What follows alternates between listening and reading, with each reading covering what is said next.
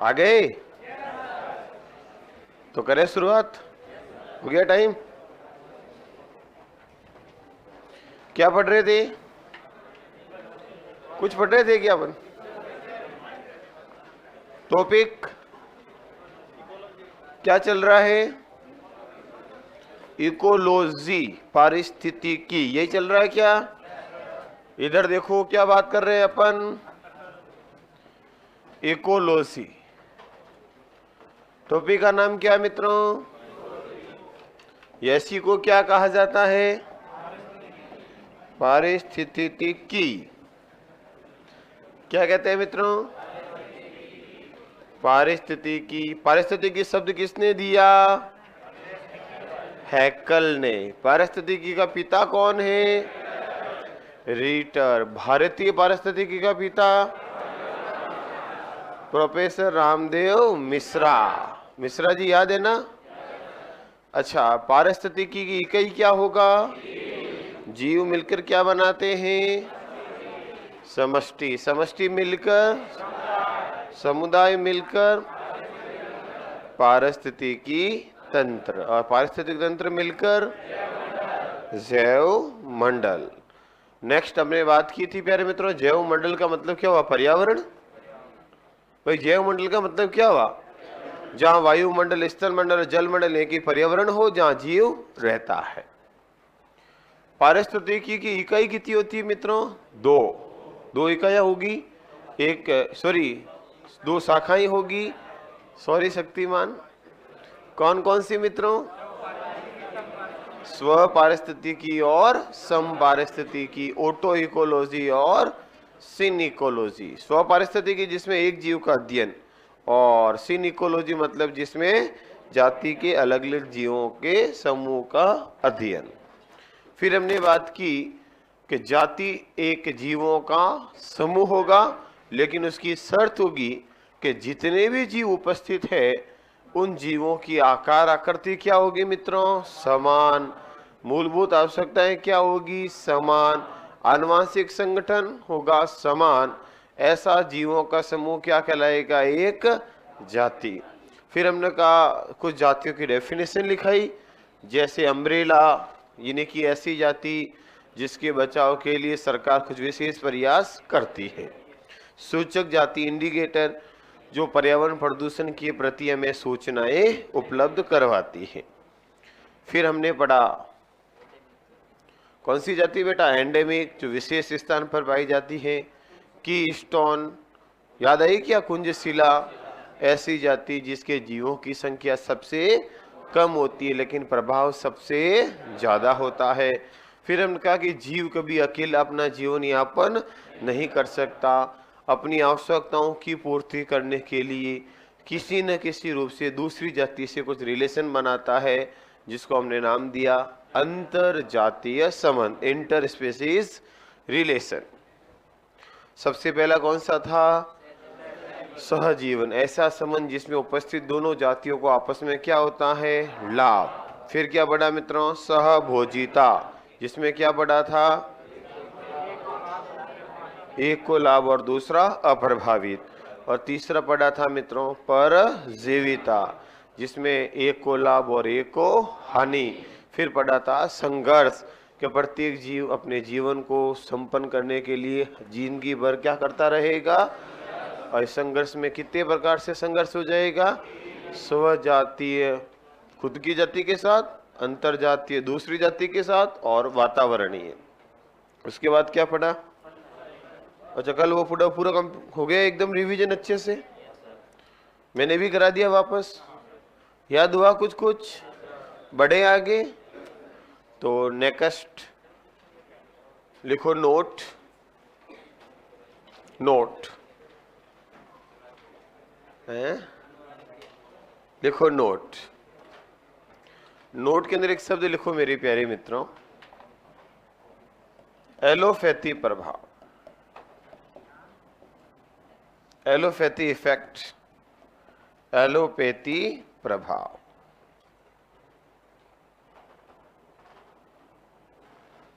Allopathy प्रभाव।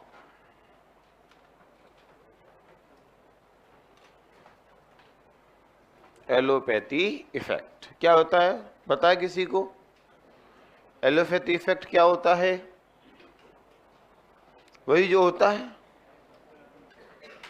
जो होता है वही होता है। सुना क्या इसके बारे में?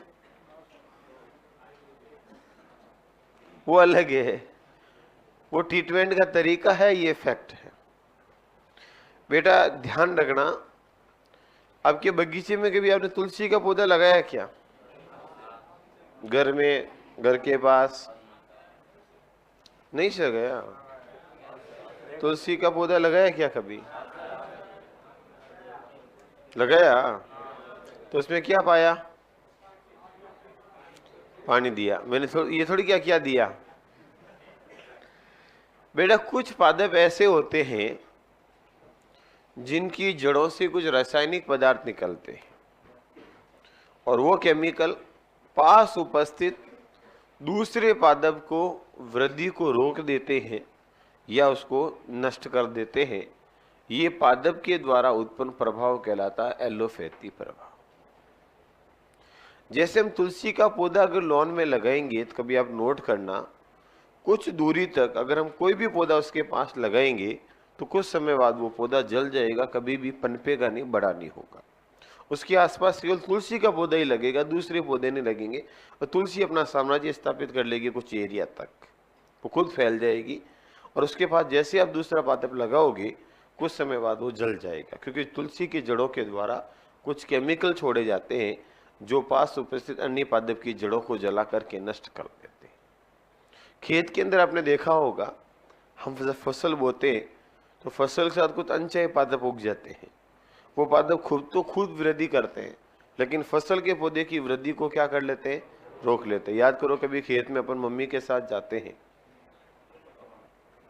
तो जैसे अब आप मान लो संडे को गांव गए, ले चलो भाई खेत में चल के आते हैं, फसल देख के आते हैं, तो मम्मी क्या कहेगी साथ, अरे कचरा बहुत हो गया है, ये अब इस अपनी फसल को बढ़ने नहीं देगा, कल मैं आना शुरू करूंगी, कल से इसको हटाऊंगी।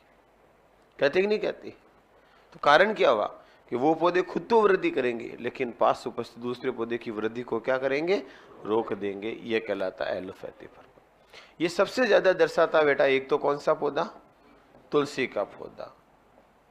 एक दर्शाता सूरजमुखी का पौधा। सूरजमुखी भी आप देखना लगा करके, कुछ दूरी के पास दूसरा पादप नहीं पनपेगा। जौ का पादप, कांग्रेस घास या लेंटाना घास, वर्तमान में सबसे बड़ा चर्चा लेंटाना घास। इसी घास को क्या कहा जाता है मित्रों? कांग्रेस घास भी कहते हैं। अब बेटा जो है वो तो है, मैं कुछ नहीं कर सकता इस बारे में। ये घास सबसे बड़ी समस्या वर्तमान में कर रही है माउंट आबू के अंदर। ध्यान रखना, चर्चा में है और चर्चा का विषय अक्सर पर्चा में आ जाता है। एक्चुअली ये एक फॉरेनर घास है, लेंटाना घास, ऑस्ट्रेलिया की है। वहाँ की पहाड़ियों पर ये फैली हुई है, तो वहाँ की पहाड़ियाँ बहुत हरी हरी दिखती है दूर से, क्योंकि पूरी पहाड़ियों पर घास फैली हुई है। हमारे कुछ नेता लोग वहाँ घूमने गए होंगे, तो देखो इतनी प्यारी प्यारी, इतनी सुंदर सुंदर पहाड़ियाँ दिख रही है कि इस घास को हम माउंट आबू में लाकर लगा दें, ताकि हमारे माउंट आबू की पहाड़ियाँ भी हरी हरी दिखेगी और चार चांद लग जाएंगे। लाए साहब और या लगा दिया। वर्तमान में समस्या ये हो गई कि घास एलोपैथी प्रभाव दर्शाती है, इसके बारे में स्टडी नहीं की गई थी। अब ये खुद तो खूब फैल रही है, खूब पनपी, खूब फैल गई माउंट आबू के अंदर, लेकिन वहां की मूल वनस्पति को धीरे धीरे क्या कर रही है? नष्ट कर रही है। मूल वनस्पति को क्या कर रही है? नष्ट।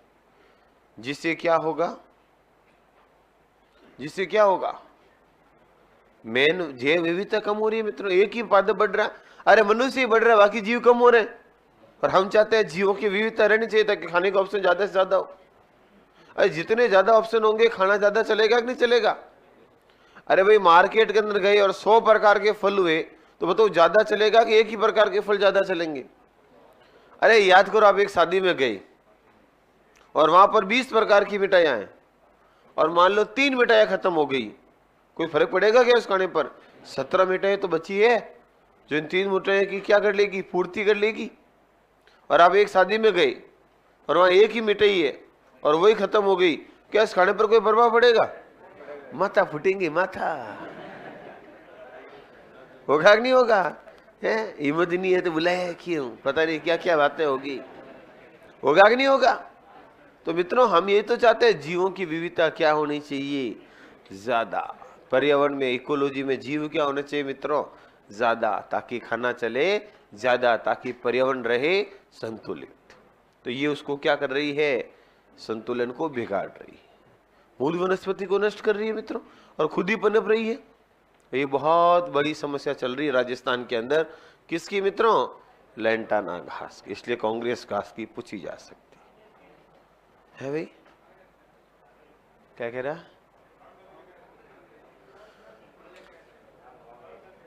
लिख दे।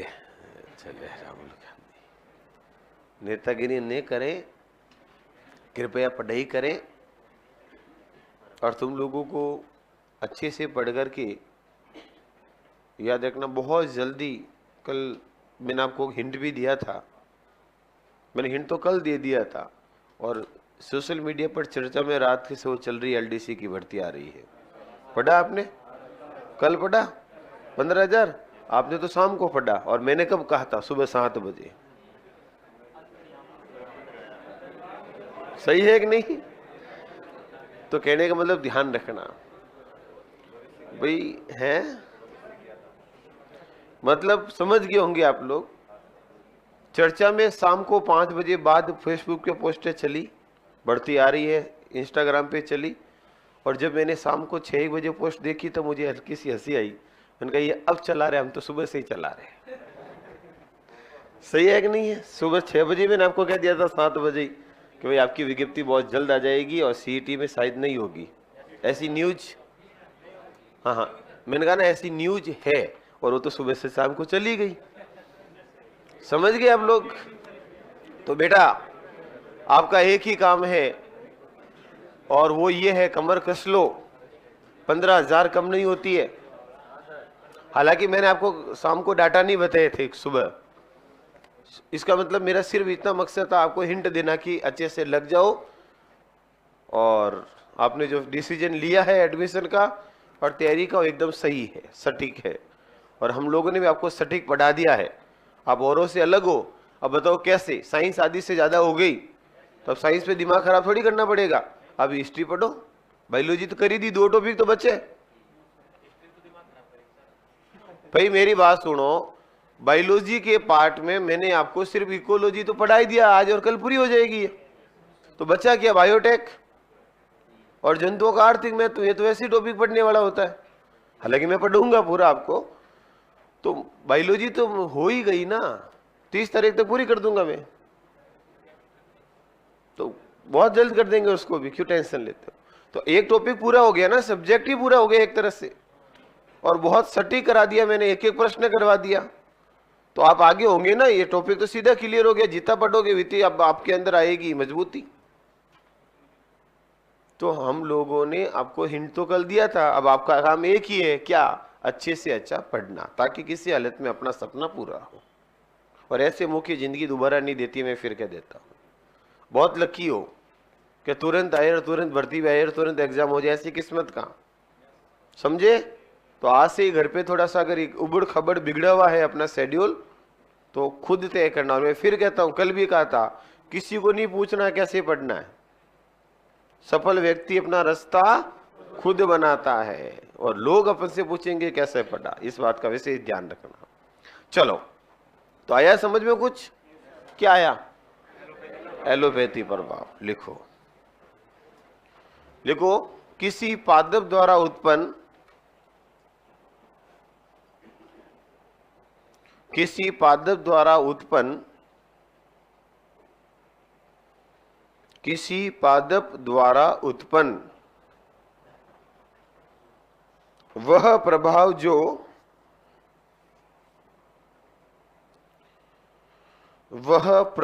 जो पास उपस्थित वह प्रभाव जो पास उपस्थित अन्य पादप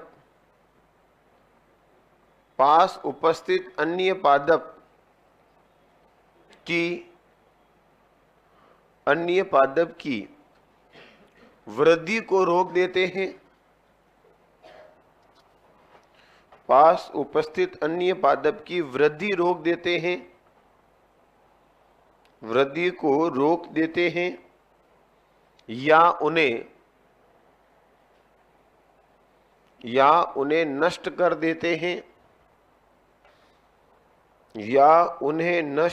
देते हैं, एलोपैथी प्रभाव कहलाते हैं।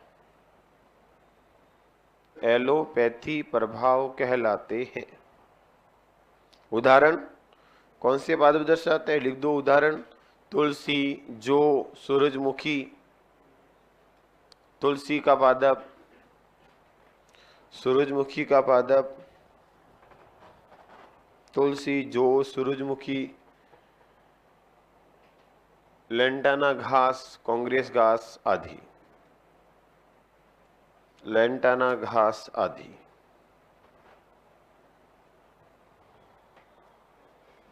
ये हो गए प्यारे मित्रों आपके एक एलोपैथी प्रभाव। आ जाएगा समझ में क्या है? आगे ही होगा, बट ये हो गया आपका थोड़ा सा जातियों का आपस में संबंध। अब बढ़ते हैं आगे। नेक्स्ट लिखो प्यारे मित्रों, समष्टि। समष्टि पॉपुलेशन। वैसे समष्टि का मतलब तो पता है, जातियों का, जीवों का समूह। लिख दो समष्टि। समष्टि, समष्टि तो नहीं, समुदाय से थोड़ा सा एक प्रश्न निकल देता है। समष्टि में एक लाइन लिख दो, किसी स्थान पर पाए जाने वाले। जलकुंभी इसका एग्जाम्पल नहीं। जलकुंभी जो आइकोर्निया है ना, वो खुद वर्तमान में भारत में सबसे ज्यादा जलाशय में प्रदूषण फैलाने वाला पादप है। जलकुंभी जिसको हम आइकोर्निया कहते हैं, याद रखना, वर्तमान में भारत में सबसे ज्यादा जलाशय में, झील वगैरह में प्रदूषण फैलाने वाला पादप कौन सा? प्रश्न पूछे तो उत्तर क्या हो जाएगा? जलकुंभी आइकोर्निया। वो क्या कर रहा है? खुद फैल रहा है। पानी की सतह पर देखा होगा, खुद ही पूरी पानी पर फैल के जम जाता है। वो है तो वो तो प्रदूषण करने वाला पादप है जो पानी के सतह पर होता है, और ये जमीन पर पास उपस्थित अन्य पादप को नष्ट करते हैं। नेक्स्ट लिखो समष्टि, किसी स्थान पर उपस्थित जीवों का समूह। हाँ, एक ही बात है, किसी स्थान पर पाए जाने वाला जीवों का समूह। कुल मिला के जीवों का समूह और स्थान एक समष्टि कहलाता है। समष्टि कहलाता है। किसी स्थान पर पाया जाने वाला जीवों का समूह क्या कहलाएगा मित्रों? समष्टि कहलाता है। फिर अगला, समष्टि का विशेष प्रश्न नहीं हुआ। देखो बेटा, समुदाय, कम्युनिटी। समुदाय,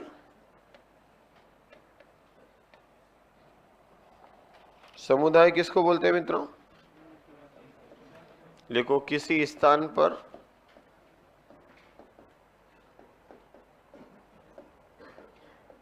उपस्थित अलग अलग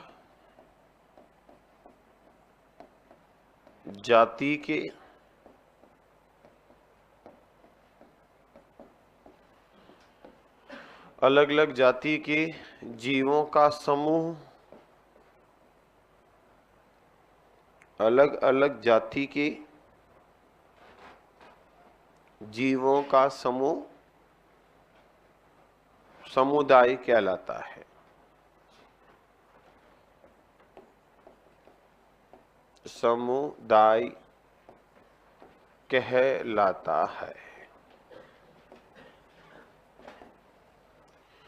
तो कम्युनिटी क्या होगी मित्रों? अलग अलग जाति की पॉपुलेशन, अलग अलग जाति के जीवों की संख्या, पॉपुलेशन हो गया। तो विभिन्न प्रकार की पॉपुलेशन समष्टि जो अलग अलग जाति के जीवों का होगा, उसी समूह को अपन क्या नाम देंगे? समुदाय। सबसे पहले होगा एक जीव, जीवों का समूह होगा पॉपुलेशन, और अलग अलग जाति की पॉपुलेशन कहलाएगी कम्युनिटी, और अलग अलग कम्युनिटी मिलकर कहलाएगी इकोसिस्टम, और इकोसिस्टम हो जाएगा पर्यावरण पूरा। तो याद रखना मित्रों, समुदाय जो होता है वो अलग अलग जाति के जीवों का समूह होता है। जैसे हम जोधपुर में रह रहे हैं तो यह एक समुदाय हो गया, जहाँ हम भी है, कुत्ता भी है, बिल्ली भी है, गाय भी है, भैंस भी, हम सब मिलकर के साथ में रहते हैं। तो ये हमारी एक क्या कहलाती है? कम्युनिटी, क्या ना, हमारी कम्युनिटी है। हमारी कम्युनिटी में ऐसा होता है। तो हमारी कम्युनिटी का मतलब क्या हुआ? अपना एक विशेष स्थान, अपनी अपनी जातियां, अपने अपने जीवों का समूह। याद रखना, कम्युनिटी जो होती है, समुदाय, इसके अंदर अलग अलग प्रकार के गुण होते हैं। कम्युनिटी के अंदर हमेशा ध्यान रखना 3 प्रकार की मुख्य प्रॉपर्टी पाई जाती है। समुदाय के कितने गुण होते हैं मित्रों? 3। क्या क्या? एक तो समुदाय के अंदर क्या पाई जाती है मित्रों? जातीय विभिन्नता पाई जाती है। किसका गुण होता है मित्रों समुदाय में? जातीय विभिन्नता का। एक गुण होता है मित्रों समुदाय के अंदर किसका? प्रभाविता का, डोमिनेंस। और एक इसके अंदर क्या होगा प्यारे मित्रों? स्त्रीकरण, स्ट्रेटिफिकेशन, स्त्रीकरण का। ये 3 प्रकार के गुण पाए जाते हैं किसके अंदर? समुदाय के अंदर। बताओ कैसे? देखो इधर, समुदाय की प्रॉपर्टी कैसी होगी? याद करो, समुदाय क्या है? सामने लिखा है, क्या है मित्रों समुदाय? अलग अलग जाति के जीवों का समूह। तो बताओ, अलग अलग जाति होगी, अलग अलग जाति के जीव होंगे, तो बताओ प्रत्येक जाति के जीवों के लक्षण एक जैसे होंगे या अलग अलग होंगे? अलग अलग होंगे। यानी कि वहां कुत्ते है तो कुत्ते के लक्षण अलग होंगे, बिल्ली है तो बिल्ली के लक्षण अलग होंगे, गाय है तो गाय के लक्षण अलग होंगे, भैंस है तो भैंस के लक्षण अलग होंगे, बकरी पाल रही है तो बकरी के लक्षण अलग होंगे। क्या सबके एक होंगे? तो बताओ अलग अलग जातियां है तो अलग अलग जातियों के अलग अलग गुण होंगे। तो बताओ जातियों की विभिन्नता होगी कि नहीं होगी? तो हो गया ना, समुदाय में हमेशा जातियों की विभिन्नता पाई जाती है, अलग अलग जाति के अलग अलग गुण होते हैं। दूसरा क्या होगा बेटा? प्रभाविता। प्रभाविता मतलब हो गया कि समुदाय के अंदर अलग अलग जाति के जीव पाए जाते हैं, और जिस जीव के समुदाय में जीव की संख्या ज्यादा होगी उसका प्रभाव ज्यादा होता है। जैसे हमारे समुदाय में मनुष्य ज्यादा है तो प्रभाव मनुष्य का ज्यादा हो गया। आया समझ मेरे कहने का मतलब? जैसे हिमालय के अंदर कौन सी वनस्पति ज्यादा है?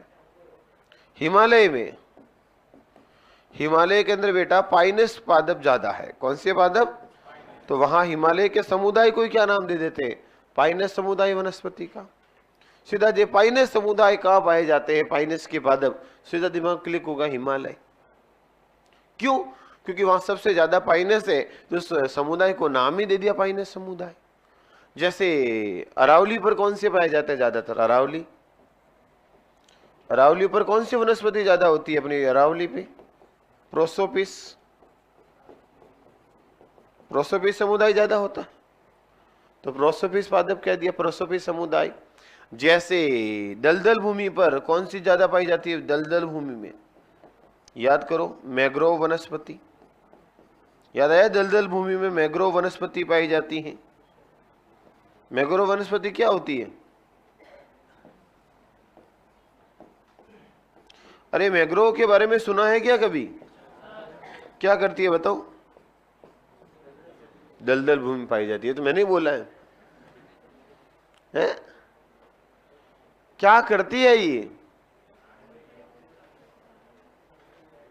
अरे भाई साहब, ऐसी वनस्पति जिसकी जड़ों द्वारा श्वसन होता है, वो वनस्पति कौन सी कहलाती है?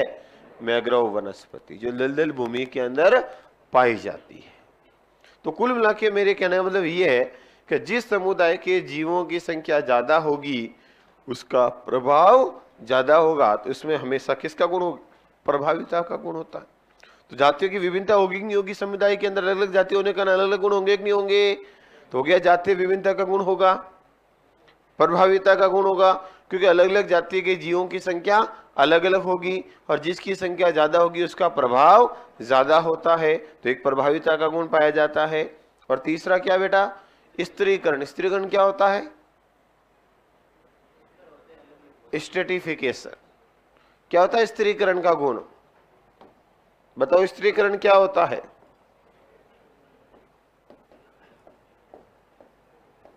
स्त्रीकरण क्या होता है? बताओ साइंस वालों, कौन कौन है? जो भी है हाथ खड़े करने की जरूरत नहीं है, मन से बता दो। भाई ये तो पढ़ी हुई चीजें 12वीं क्लास के अंदर, 12वीं क्लास ही तो पढ़ा रहा हूं आपको मैं, लेवल 12 ही तो है आपका। याद करो वो पल।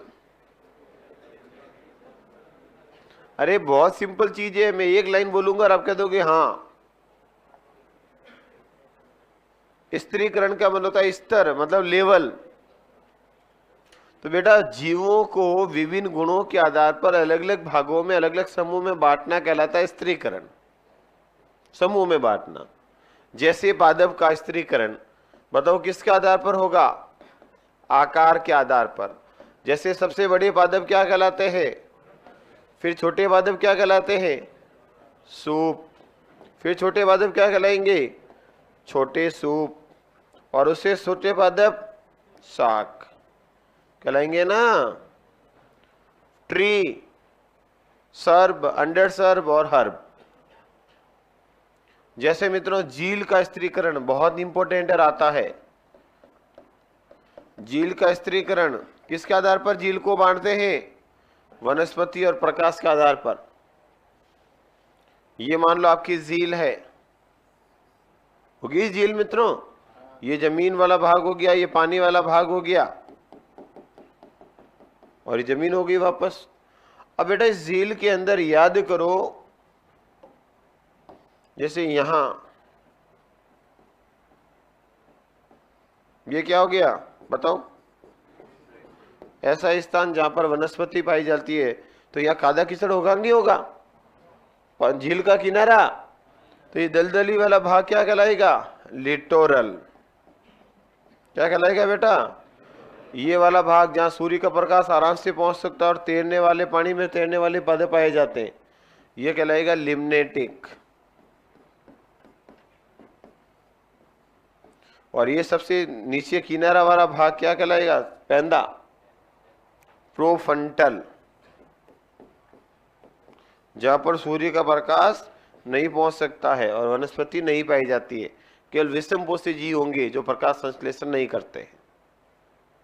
तो ये हमने प्रकाश की पहुंच के आधार पर और वनस्पति के आधार पर झील का स्त्रीकरण कितने प्रकार से कर दिया?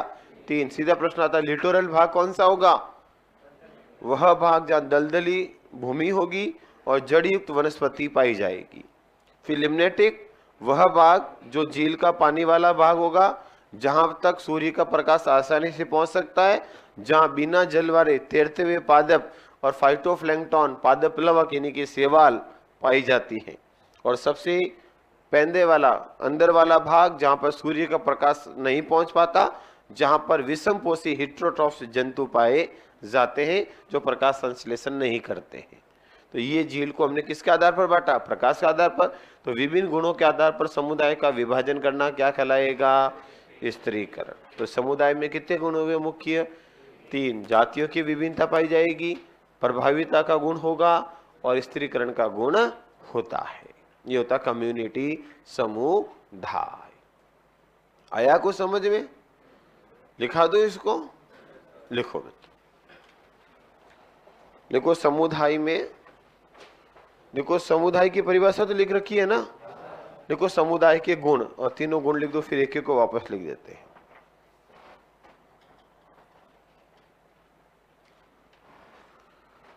समुदाय के गुण।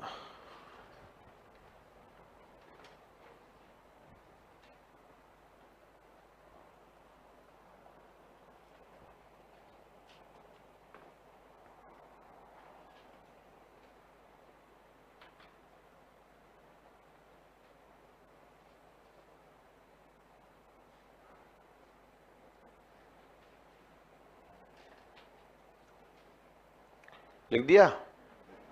तो लिखो नंबर 1, जातीय विभिन्नता।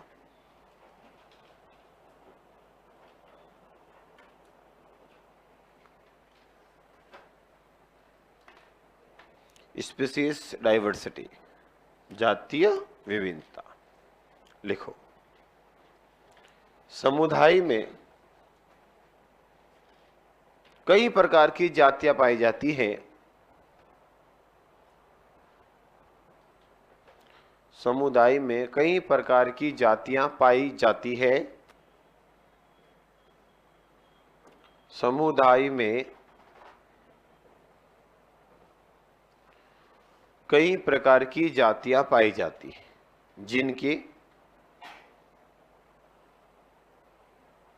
जिनके अलग अलग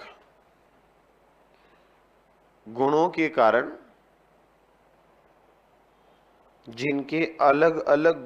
कारण समुदाय में अलग अलग गुणों के कारण समुदाय में जातीय विभिन्नता उपस्थित होती है। अलग अलग गुणों के कारण समुदाय में जातीय विभिन्नता उपस्थित होती है। जातीय विभिन्नता उपस्थित होती है। दूसरा लिखो, प्रभाविता, डोमिनेंस। प्रभाविता,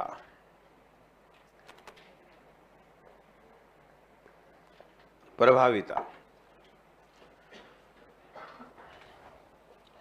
प्रभाविता क्या होती है? डोमिनेंस क्या होता है? लिखो, समुदाय में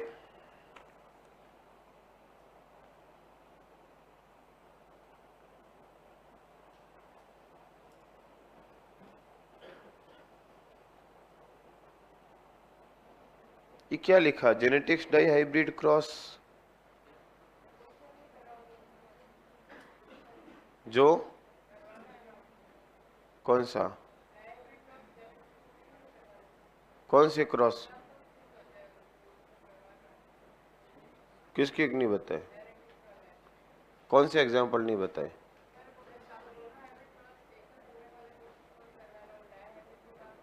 वो आते ही नहीं है इसके अंदर एलडीसी में, तो क्यों कराऊं? जितना लेवल उतना करो ना बेटा, फालतू बर्डन क्यों करूं? आपके तो इतना प्रश्न आया, आनुवंशिकता का पिता कौन है, फिर भी मैंने तो काफी लेवल लिया है। एग्जाम का लेवल देखो, कॉपी मत देखो पुरानी, एग्जाम का लेवल देखा करो, किस एग्जाम में क्या प्रश्न आता है। हर एग्जाम में एक जैसा नहीं पढ़ाते। पहला पॉइंट, ऐसा थोड़ी जो लैब में पढ़ाया वही यहाँ पढ़ाएंगे, दोनों का लेवल ही अलग है, दोनों का एग्जाम ही अलग है। वहाँ बेटा सब्जेक्ट होता है 12th 11th, यहाँ जनरल साइंस होती है, दोनों में फर्क है। पहला पॉइंट। दूसरा, यहाँ फैक्चुअल ज्यादा आते हैं, वहाँ प्रश्न आते हैं, दोनों एग्जाम ही अलग है। इस आधार पे आप कह रहे हो, क्योंकि आप साइंस के हो तो आपको पता है।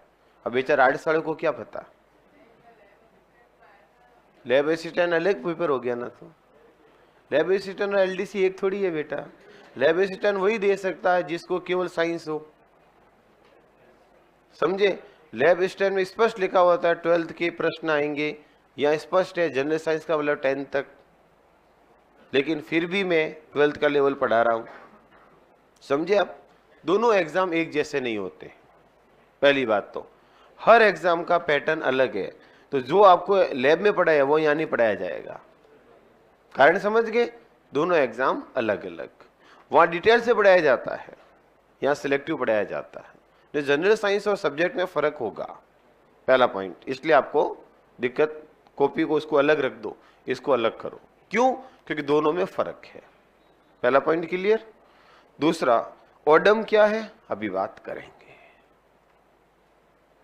दोनों क्लियर? चले आगे, मन में लेके नहीं घूमना। हाँ, कई बार आप फालतू में बर्डन करते रहते हो, ये भी आपकी एक फालतू समय खराब होगा, प्रश्न तो आएगा नहीं। और जो फर्स्ट में आता है नॉर्मल, वो मैंने एक एक पॉइंट पढ़ा दिया आपको। अब आपकी जिम्मेदारी है अच्छे से पढ़ो, और इसीलिए तो मैं पुराने पेपर कराता हूँ। मेरी आदत आपने देखी होगी, मैं अक्सर एग्जाम के पुराने क्वेश्चन पैनल पे कराता हूँ, कराए भी है मैंने। इसका कारण है कि बच्चे को ये पता चल जाए कि अपने एग्जाम का लेवल और क्या आता है, उसी के आसपास ही तो अगला प्रश्न आएगा। बढ़े आगे। तो क्या बोल रहा था मैं, वापस मुझे टॉपिक पे लाओ। प्रभाविता, हाँ लिखो, देखो समुदाय में, यही लिखा ना, समुदाय में जिस जाति के जीवों की संख्या, समुदाय में जिस जाति के जीवों की संख्या सर्वाधिक होती है, जिस जाति के जीवों की संख्या सर्वाधिक होती है, उसका प्रभाव भी समुदाय में, उसका प्रभाव भी समुदाय में सर्वाधिक होता है, उसका प्रभाव भी समुदाय में सर्वाधिक होता है। नेक्स्ट, हो गया प्रभाविता, कोई जिसकी संख्या ज्यादा होगी उसका प्रभाव ज्यादा होगा। लिखो जैसे, जैसे लिखो, हाँ बोलो, किसमें? नहीं, ये अलग चीज है, वो अलग चीज है। लिखो जैसे, आपस में जोड़ो मत, जोड़ोगे तो खुद खोटा करोगे। लिखो जैसे पाइनेस समुदाय हिमालय में, जैसे लिखो पाइनेस समुदाय हिमालय में, समुदाय के अंदर उल्टा होता है बेटा, वो तो एक अपवाद है, हर जगह ऐसा नहीं होता है। नेक्स्ट लिखो हिमालय पर प्रोसोफी समुदाय, सॉरी शक्तिमान, अरावली पर प्रोसोफी समुदाय। इसलिए मैं पहले समझा देता हूं ताकि आपके, हाँ, पूरा समुदाय इसके नाम से ही जाना जाता है क्योंकि इनकी संख्या ज्यादा है तो इनका प्रभाव ज्यादा हो गया। तो कई बार तो क्या होता है बेटा, जिसका समुदाय में संख्या ज्यादा होती है उसको उस नाम से ही जाना जाता है। जैसे हिमालय की वनस्पति को नाम जान लिया क्या कि यहाँ प्रोसोफी समुदाय है या यहाँ पाइनेस समुदाय है, उसी नाम से जान लिया जाता है। जैसे लिखो मैग्रोव वनस्पति सुंदरवन में, मैग्रोव वनस्पति सुंदरवन, सुंदरवन में पाई जाती है मैग्रोव वनस्पति, सुंदरवन ब्रैकेट लिख देना, दलदल भूमि। मैग्रोव वनस्पति कहां पाई जाती है मित्रों? सुंदरवन में। और ये कहां होती है? दलदल। और ध्यान रखना, मैं एग्जाम्पल हमेशा एनसीईआरटी का ही लिखाता हूं, ये क्लास के 12th के ही एग्जाम्पल है, 9th 10th के, मन से एक भी एग्जाम्पल नहीं लिखूंगा ताकि कम से कम हो और लिमिटेड उदाहरण हो। ये मैंने वहीं से उठाया सीधे एनसीईआरटी 9th 10th से, तो मन से नहीं लिए, वो जो वहां दिए वही आपको दिए ताकि एग्जाम में प्रश्न यही हो, क्लास कॉपी से बाहर नहीं जाए।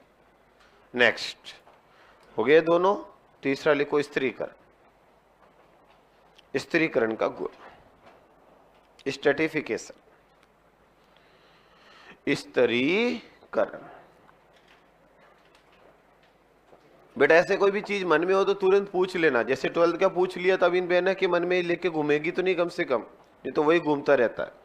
ऐसा कोई भी लेवल कोई दिक्कत आए तो तुरंत पूछ लेना ताकि मन में लफड़ा नहीं रहे, नहीं तो तुम क्या फिर वो मन में ही लेके घूमते रहते हो दिन भर, ऐसा है तो ऐसा क्या होगा, फिर वो क्या होगा, फिर क्या कि जो पढ़ना वो पढ़ोगे नहीं और दिमाग डाइवर्ट होगा। हमें तो किसी हालत में क्या चाहिए? सिलेक्शन। नेक्स्ट लिखो स्त्रीकरण। क्या होता है स्त्रीकरण? वही जो होता है, अभी तो समझाया था। लिखो समुदाय में, समुदाय में विभिन्न गुणों के आधार पर, समुदाय में विभिन्न गुणों के आधार पर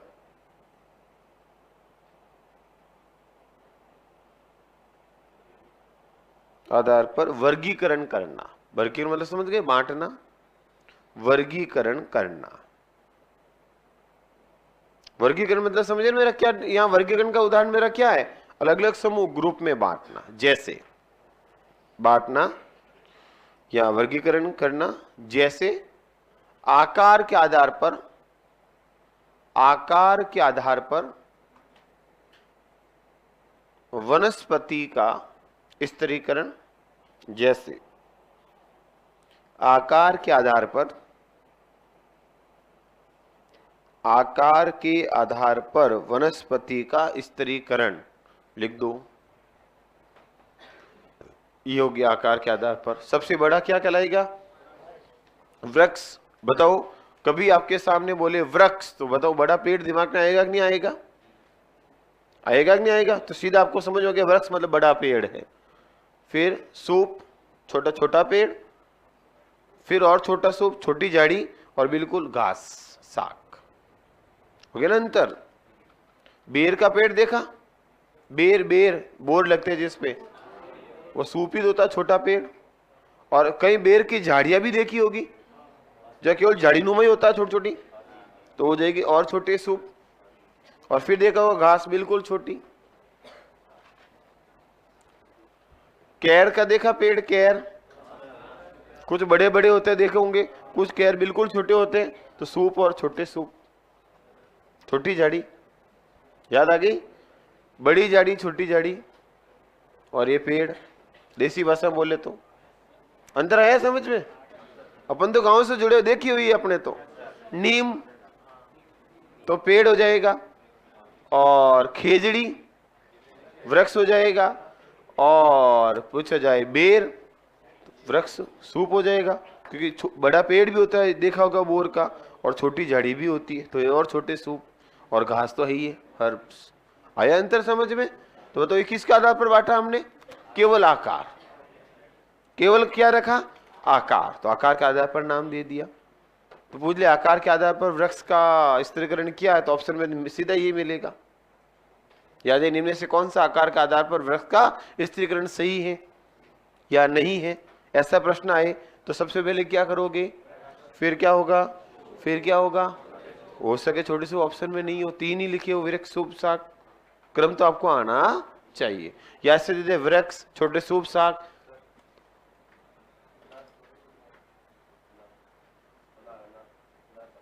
अब मुझे नहीं पता, मैंने उदाहरण दे दिया, आकार के आधार पर बांटा। ये ध्यान रखना, कभी ये नहीं आएगा फलाना पौधा क्या है, सिर्फ क्रम पूछेगा।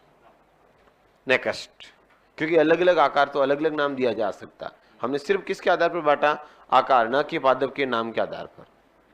दूसरा लिखो बेटा, झील का स्त्रीकरण।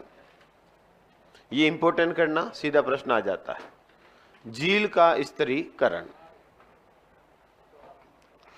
देखो साहब। दूसरा, झील का स्त्रीकरण, ये झील वाला इंपोर्टेंट करना, सीधा प्रश्न आ जाता है। लिटोरल क्या है, ये लिम्नेटिक क्या है, प्रोफ्रंटल क्या है?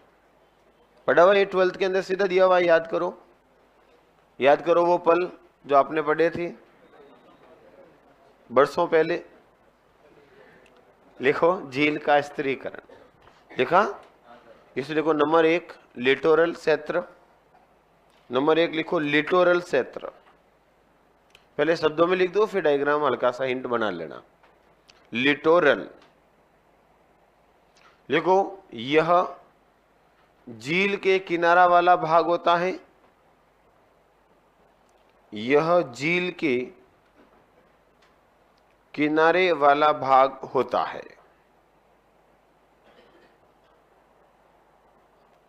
यह झील के किनारे वाला भाग होता है जहां दलदल भूमि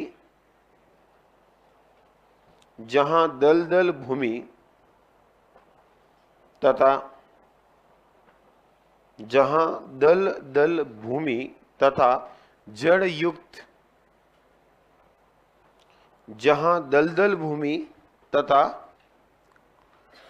युक्त वनस्पति पाई जाती है। जहां दलदल भूमि तथा जड़ युक्त वनस्पति पाई जाती है। ऐसी भूमि जहां पर क्या होगी? दलदल, और वनस्पति होगी जिसमें क्या होगी मित्रों? जड़। नेक्स्ट, दूसरा लिखो लिम्नेटिक क्षेत्र।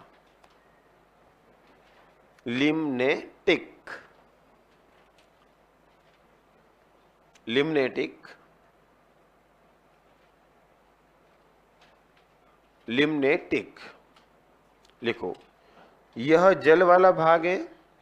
जहां पानी होगा मित्रों, जल।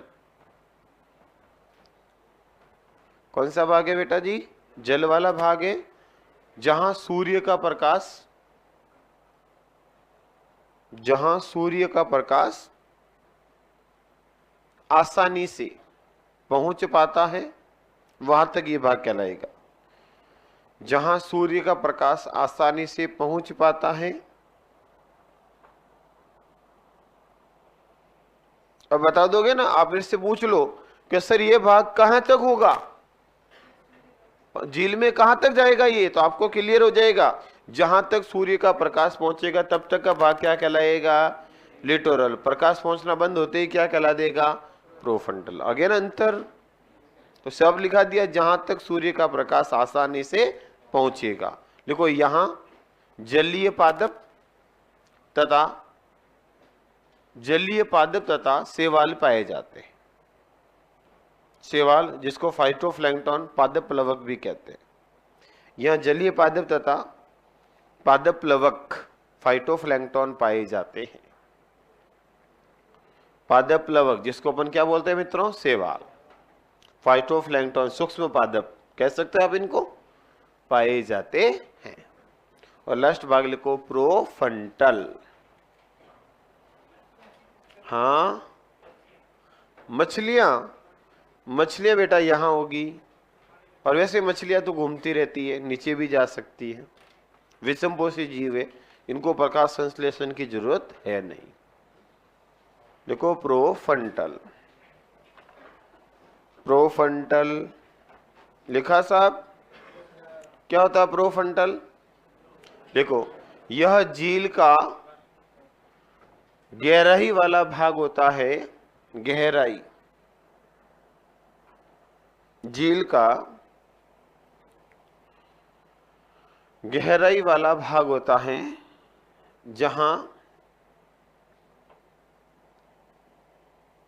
जहां सूर्य का प्रकाश नहीं पहुंच पाता,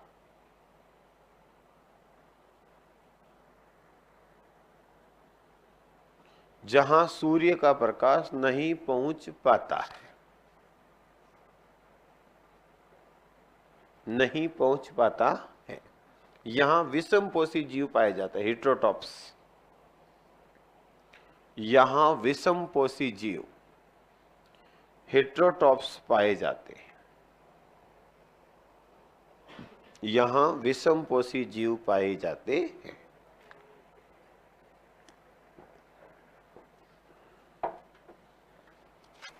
इसको क्या बोलेंगे बेटा, प्रोफंटल। हो गया झील, थोड़ा सा ये हिंट बना दो, ये प्रोफंटल, ये लिटोरल, लिम्नेटिक, ताकि वापस पढ़ोगे तो एक बार डायग्राम पर भी नजर पड़ जाएगी।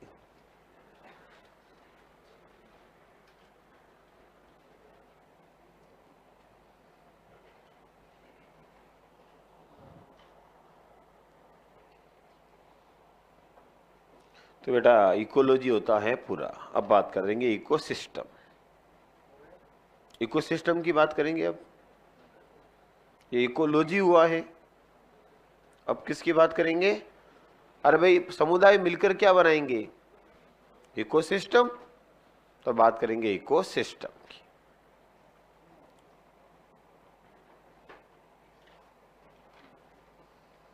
तो हेडिंग लगाओ पारिस्थितिकी तंत्र, इकोसिस्टम।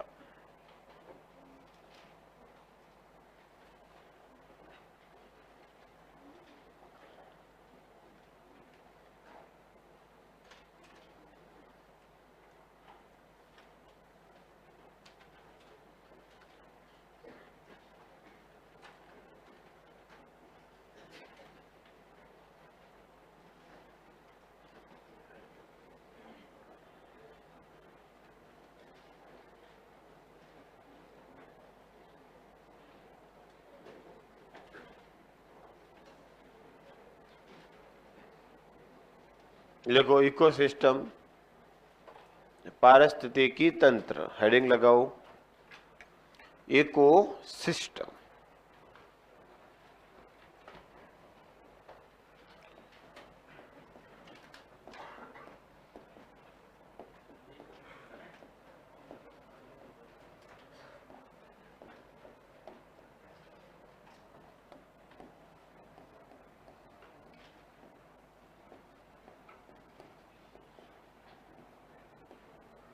देखो इकोसिस्टम पारिस्थितिकी तंत्र।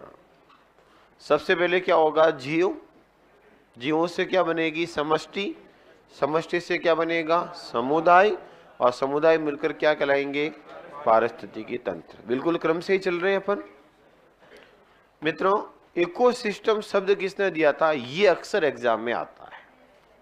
A.G. टेंसले ने 1935 के अंदर ये शब्द दिया था। और फादर ऑफ इकोसिस्टम कहा जाता है E.P. ऑडम को। तो मिल गया उत्तर। लिखो इकोसिस्टम शब्द। देखो बेटा, हिंदी में लिख दो परितंत्र। इकोसिस्टम, परितंत्र या पारिस्थितिकी तंत्र।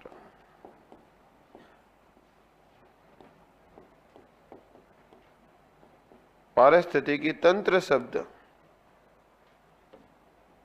देने वाले साइंटिस्ट का नाम लिखो A.G. टेंसले, और यही अक्सर एग्जाम में आता है। A.G. टेंसले। इकोसिस्टम वर्ड किसने दिया था? A.G. टेंसले। और इकोलॉजी शब्द किसने दिया था? हैकल ने। बहुत आराम से पढ़ाया मैंने दोनों अलग अलग। और बेटा जी कई बार इकोलॉजी शब्द पूछ ले और ऑप्शन में अगर दोनों नहीं हो, कौन? हैकल और रीचर, तो उत्तर फिर क्या मानेंगे? टेंसले। वहां हमारी क्या हो जाएगी? मजबूरी कि एग्जामिनर ने पूरा नहीं देखा, सीधा कहीं से उठा दिया। अगर हम ढंग से डिटेल से स्टडी करते हैं तो बेटा दोनों अलग अलग है। और मेरी तो पीएचडी जो है मित्रों वो इन्वायरमेंट पर ही है, इकोलॉजी पर ही है। ध्यान रखना, स्टडी ढंग से करने पर दोनों ऑप्शन अलग अलग मिलेंगे। एग्जामिनर अगर बहुत अच्छा ज्ञानी है, बहुत अच्छा लेक्चरर है, तो आपको यहाँ उलझा सकता दोनों में अलग अलग देख करके। इसलिए मैंने आपको स्पष्ट अलग अलग पढ़ाया है। अब गाइडों वाले क्या पूरा पढ़ते नहीं है, सीधा सीधा छाप लेते, तो मेरी इसकी कोई गारंटी नहीं।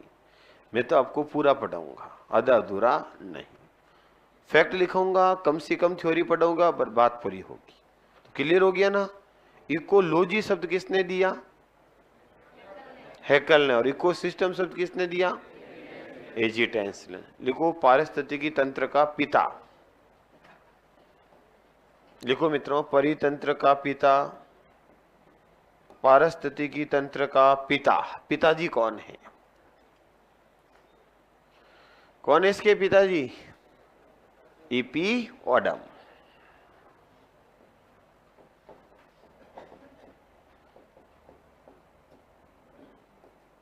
तो दोनों क्लियर?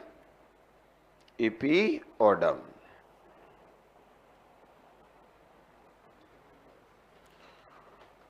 तो इकोसिस्टम शब्द किसने दिया? पूछे तो आंसर क्या दोगी?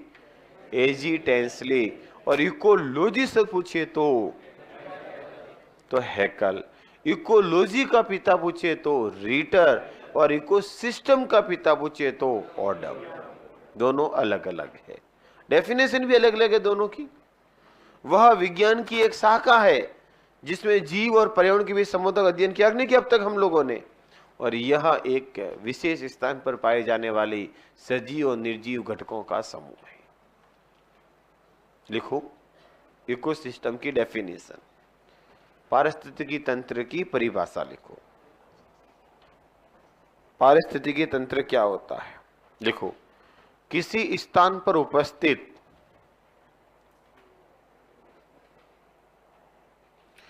किसी स्थान पर उपस्थित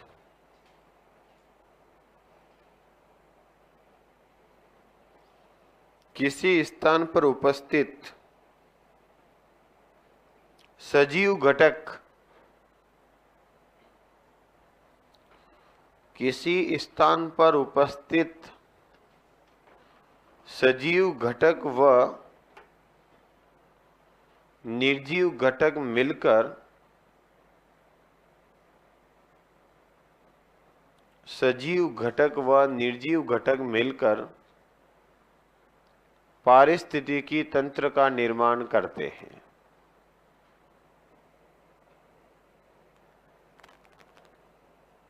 सजीव घटक व निर्जीव घटक मिलकर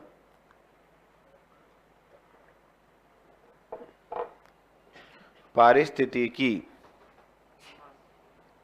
तंत्र का निर्माण करते हैं। तो कुल मिला के मित्रों, किसी भी स्थान पर उपस्थित समस्त सजीव निर्जीव घटक में क्या कहलाते हैं? तो बताओ, पारिस्थितिकी तंत्र किसकी इकाई हुआ? जैसे यहाँ का स्थान है ये विशेष जालोरी गेट, और यहाँ हम भी हैं, पेड़ पौधे भी हैं, पशु पक्षी भी हैं, तो ये स्थान ये क्या कहलाएगा? इकोसिस्टम। और ये छोटे छोटे इकोसिस्टम मिलकर क्या बनाएंगे? पर्यावरण। तो पर्यावरण की इकाई किसको कहा गया? इकोसिस्टम को, जो स्वनियंत्रित होते हैं, अपने आप कंट्रोल होते हैं और अपने आप चलते रहते हैं प्रकृति द्वारा। लिखो, एक लाइन लिखो, नई लाइन में, पारिस्थितिकी तंत्र पर्यावरण की इकाई माने जाते, यूनिट ऑफ इन्वायरमेंट। पारिस्थितिकी तंत्र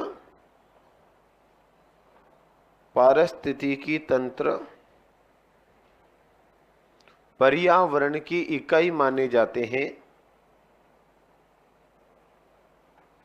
पर्यावरण की इकाई माने जाते हैं,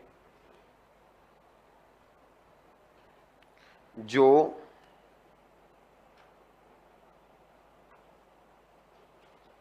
स्वनियंत्रित, ऑटो कंट्रोल, स्वनियंत्रित,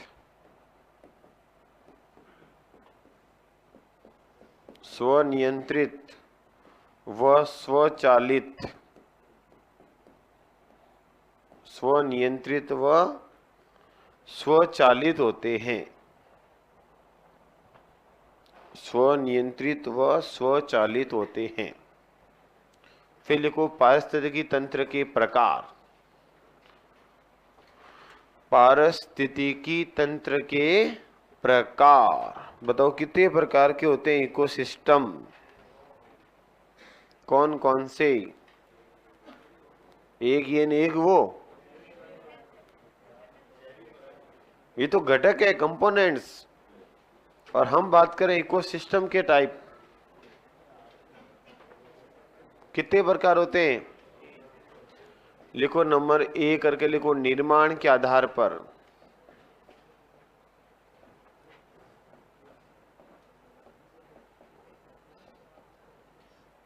निर्माण के आधार पर कितने प्रकार होंगे?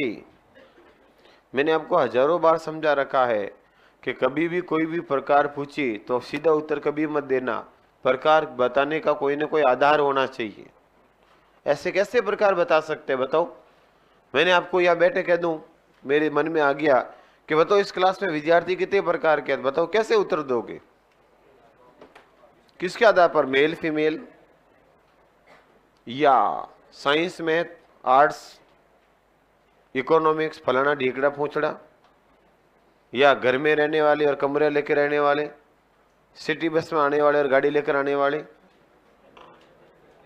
मैं कई प्रकार से आपको बांट सकता हूं, पैदल आने वाले और उतरते गाड़ी में बैठने वाले, कई प्रकार से मैं आपको बांट सकता हूं। स्कूटी लेके कौन आते हैं, गाड़ी लेकर, साइकिल लेके कौन आते हैं। मेरे कहने का मतलब है प्रकार कभी भी सीधा, और यही गलती आप एग्जाम में करते हो। प्रश्न पढ़ा, फलाने के प्रकार कितना है? 2।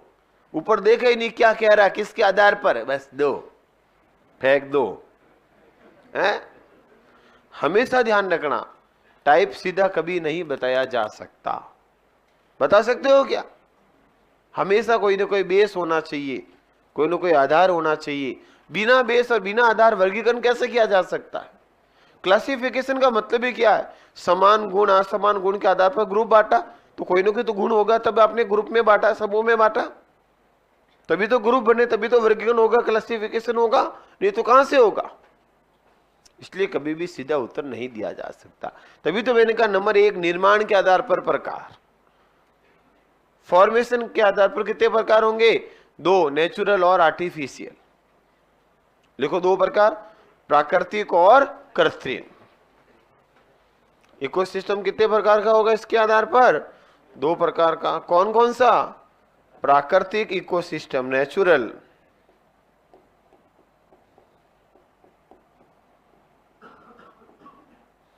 और दूसरा लिखो कृत्रिम, आर्टिफिशियल।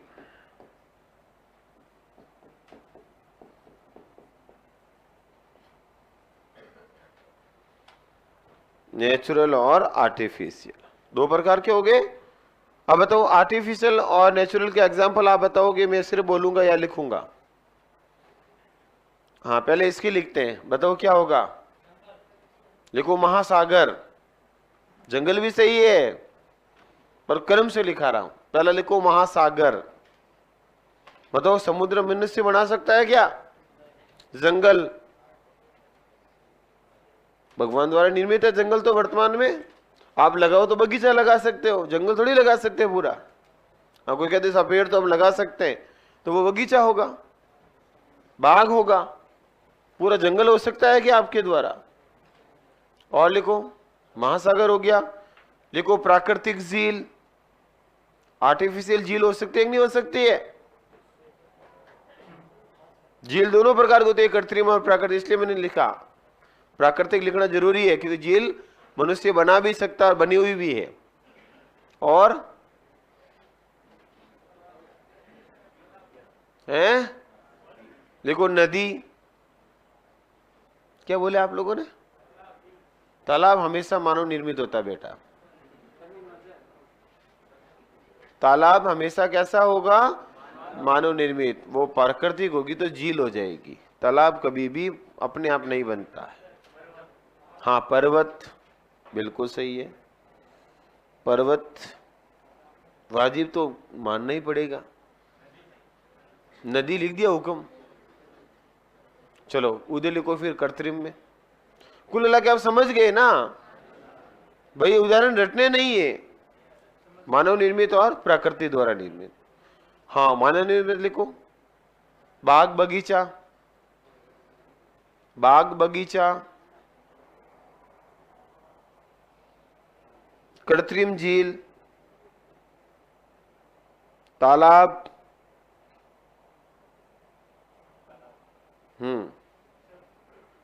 फसल बिल्कुल सही है, क्रॉप, फसल। और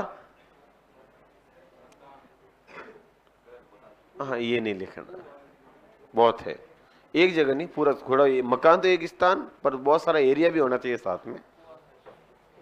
चलो आगे। हाँ कुआं लिख सकते हो। कुएं में कई सारे झील जीव रहते हैं पानी में।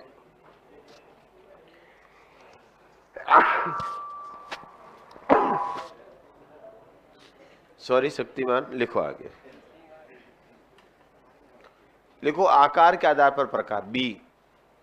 ये तो हो गया निर्माण के आधार पर, प्रकृति द्वारा और मानव निर्मित। दूसरा लिखो मित्रों किसके आधार पर? आकार के आधार पर।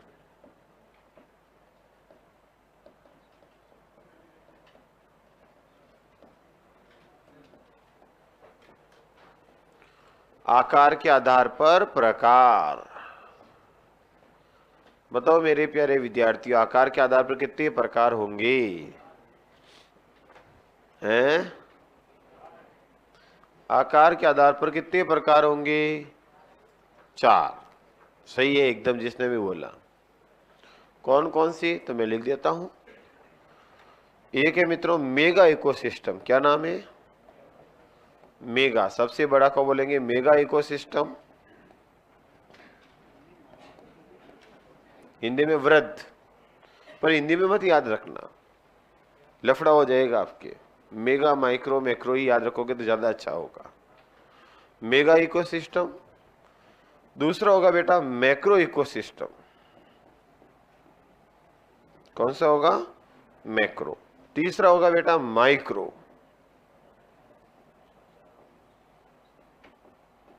और चौथा हो जाएगा नैनो। सबसे नैना हो गया नैनो। तो कितने हो गए इकोसिस्टम के प्रकार? 4। सबसे बड़ा कौन होगा? मेगा का आंसर महासागर, इससे बड़ा कोई नहीं हो सकता। फिर कौन होगा बेटा? वन। फिर कौन होगा? तालाब। और फिर क्या होगा? पानी की एक बूंद।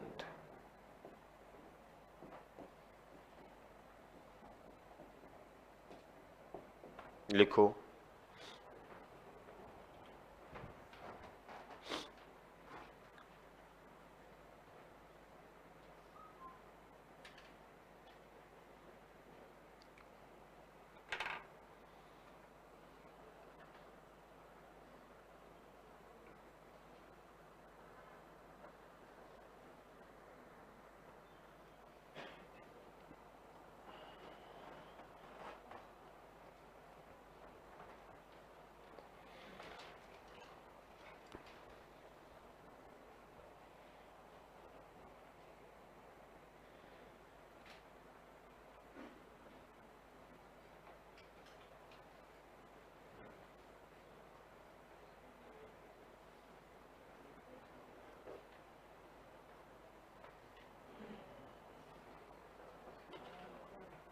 हो गया जी। बताओ, क्रम पूछेंगे आपसे, कभी पूछा तो सबसे बड़ा कौन?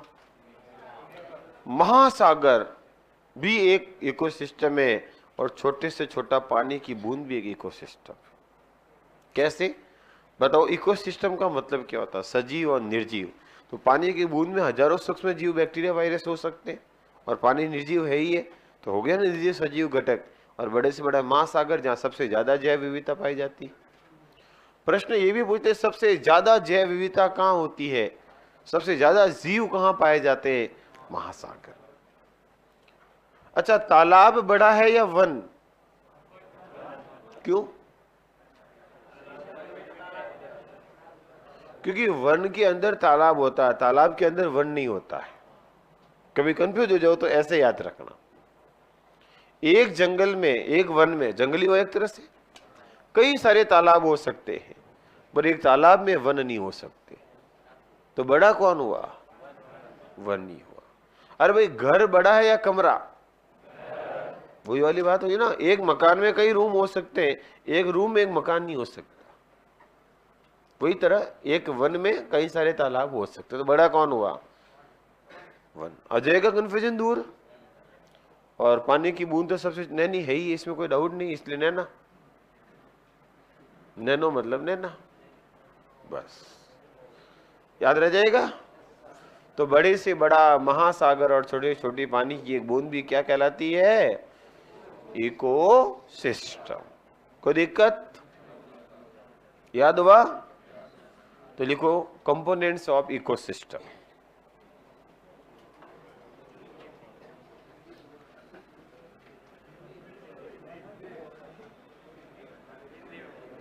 पारिस्थितिकी तंत्र के घटक। मैंने सोचा ऐसा क्या बोल दिया मैंने, पारिस्थितिकी तंत्र के घटक।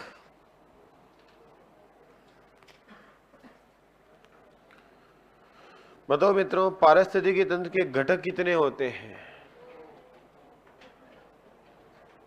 घटक कितने होंगे? दो। कौन कौन से? जैविक और अजैविक। बिल्कुल सही है। तो मैं एक बार लिखूं बोर्ड पे, इधर देखो।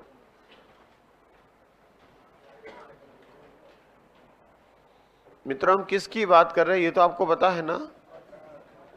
पारिस्थितिकी तंत्र की, इको सिस्टम की। आपके सिलेबस में क्या क्या दिया हुआ है इकोसिस्टम के अंदर, आपको पता है क्या? बिंदु को मैं फोकस रखूंगा। इसमें दिया हुआ है खाद्य श्रृंखला में ऊर्जा का प्रवाह, एनर्जी फ्लो। इधर देखो, इसमें दिया हुआ है पारिस्थितिकी तंत्र की संरचना, स्ट्रक्चर। शुरू कर दी मैंने संरचना। फिर दिया हुआ पारिस्थितिकी तंत्र के जैविक घटक, पढ़ेंगे अभी। पारिस्थितिकी तंत्र में ऊर्जा का प्रवाह, पढ़ेंगे अभी। जैव भू रासायनिक चक्र, बायोकेमिकल जियो साइकिल, पढ़ेंगे। बस ये 4 टॉपिक दिए हुए हैं। तो इकोलॉजी से बनाया है इकोसिस्टम, इसलिए बेटा इकोसिस्टम पढ़ाने से पहले इकोलॉजी का परिचय होना जरूरी है। इसलिए मैंने पहले इकोलॉजी पढ़ाई, थोड़ी सी ज्यादा आई पाई तो नहीं, बट बेसिक परिचय मैंने पूरा दिया। अब बात करेंगे इकोसिस्टम, और इसमें जो सिलेबस के बिंदु है सभी को उठाया जाएगा। और जैसे आपके लास्ट पॉइंट आ जाएगा बायो जियो केमिकल साइकिल, इसी के साथ आपका इकोसिस्टम भी हो जाएगा पूरा। फिर हो जाएगी बायोटेक, फिर हो जाएगा जंतुओं का आर्थिक और पादपों का आर्थिक महत्व, और इसी के साथ आपका हो जाएगी बायो वाले लेकर 7 से लेकर 7, 8, 9, 10 कंप्लीट हो जाएगा। इसके बाद शुरू करेंगे, बाकी देखा जाएगा बाद में। अगर मैं पढ़ाऊं तो 2 यूनिट पढ़ा दूंगा। प्रकाश एक यूनिट है, और एक है विद्युत, ये दोनों देख लेंगे। फिर देखते हैं बात की बात बाद में।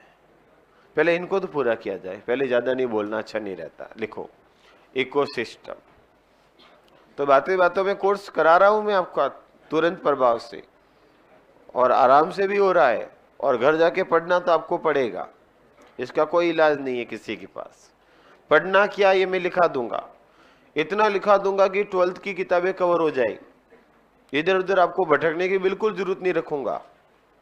पर शर्त एक ही है मेरी, जितना पढ़ाया मैंने उसको अच्छे से पढ़ लेना, आपका काम हो जाएगा। बढ़ो आगे। इकोसिस्टम, देखो इधर इसके कितने घटक होंगे मित्रों? 2। कौन कौन से? एक हो जाएगा जैविक घटक। तो बेटा जैविक घटक तो पूरा पढ़ना पड़ेगा, साफ दे दिया अब सिलेबस में।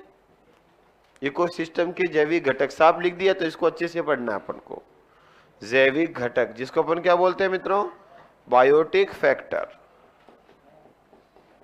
जैविक घटक बायोटिक, और दूसरा क्या हो जाएगा मित्रों? अजैविक घटक, ए बायोटिक। इधर देखना अच्छे से, जैविक घटक और अजैविक घटक, यानी कि ए बायोटिक फैक्टर। बताओ मित्रों जैविक घटक किसको कहेंगे?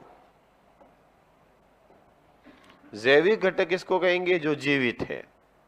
और अजैविक घटक किसको कहेंगे मित्रों? जो निर्जीव है। देखो इधर जैविक घटकों को मित्रों में कितने प्रकार से बांट सकता हूं? 3।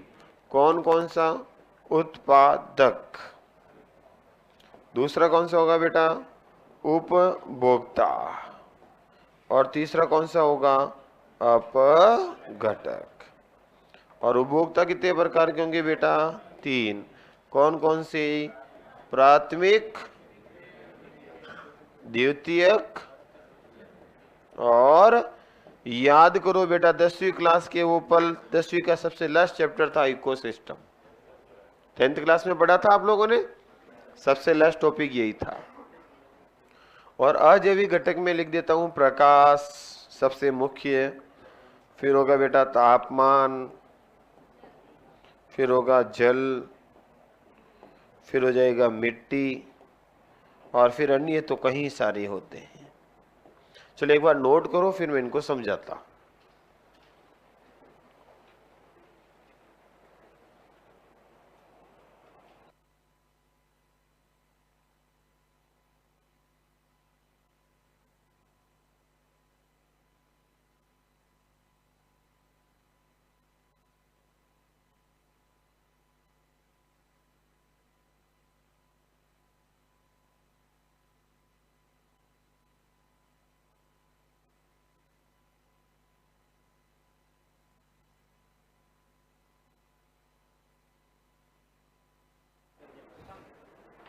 चलो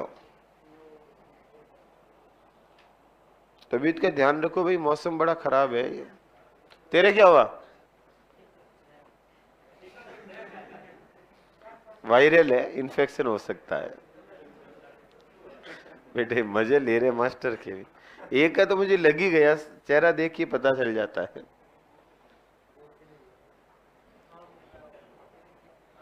ऐसे मत करो मेरे प्यारे विद्यार्थियों, तुमसे तो बहुत आशाएं हैं हम लोगों को, उम्मीदें हैं। तुम्ही से तो उम्मीदें हैं हमें, और तुम ही ऐसा करोगे तो फिर है भाई।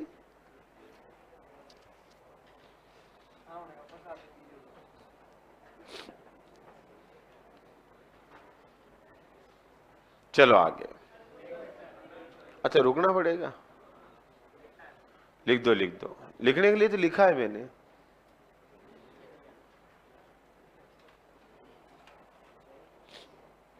यहां ध्यान रखना, उलझना मत। एक बार उलझ गए तो फिर आपका प्रश्न कोई सही नहीं करा सकता। इसलिए मेरा भी प्रयास होगा कुछ ट्रिक के साथ बताया जाए, ताकि आपके ऑप्शन गलत नहीं हो, और आप समझने का प्रयास करना। और मैं जितना बोलूं उतना सोचना। अगर आपने आगे सोच लिया तो मैं फिर कहता हूं आप उलझ जाओगे। तो कोशिश करना जितना बोलूं उतना याद रखना। करोगे? तो पहले आराम से समझाऊंगा, प्रयास करूंगा छोटी छोटी बातें हिंट के साथ याद करवाई जाए, और फिर कोई दिक्कत आए तो पूछना। मैं ऐसा प्रयास करूंगा कि उत्तर गलत हो ही नहीं चाहिए, बट फिर भी देखो दिक्कतें आ सकती है। और यही वो बिंदु है जहां सबसे ज्यादा उलझन होती है इकोलॉजी में, बाकी कहीं नहीं होगी। तो अच्छे से समझ लेना ताकि आपके क्लियर हो जाए। किस किस ने अभी तक लिख रहे हैं? सबने लिख दिया? सब लिख दिया ना? तो मेरे प्यारे विद्यार्थियों, आने वाले 15 मिनट सिर्फ सुनना है, फिर मैं इसको बोल बोल के आराम से आपको एक एक बिंदु लिखा दूंगा। पहले अच्छे से सुनना, आपके मन में प्रश्न आए तो भी एक बार दबाना, हो सके अगला बिंदु में वही बोल रहा हूं, और फिर भी वो आपका मन का प्रश्न छूट जाए, जब मैं कहता हूं ये पूरा हो गया, तब आप पूछ लेना, मुझे कोई दिक्कत नहीं है, मैं प्रयास करूंगा उसको उत्तर देने का। तो करूं मित्रों, समझाना?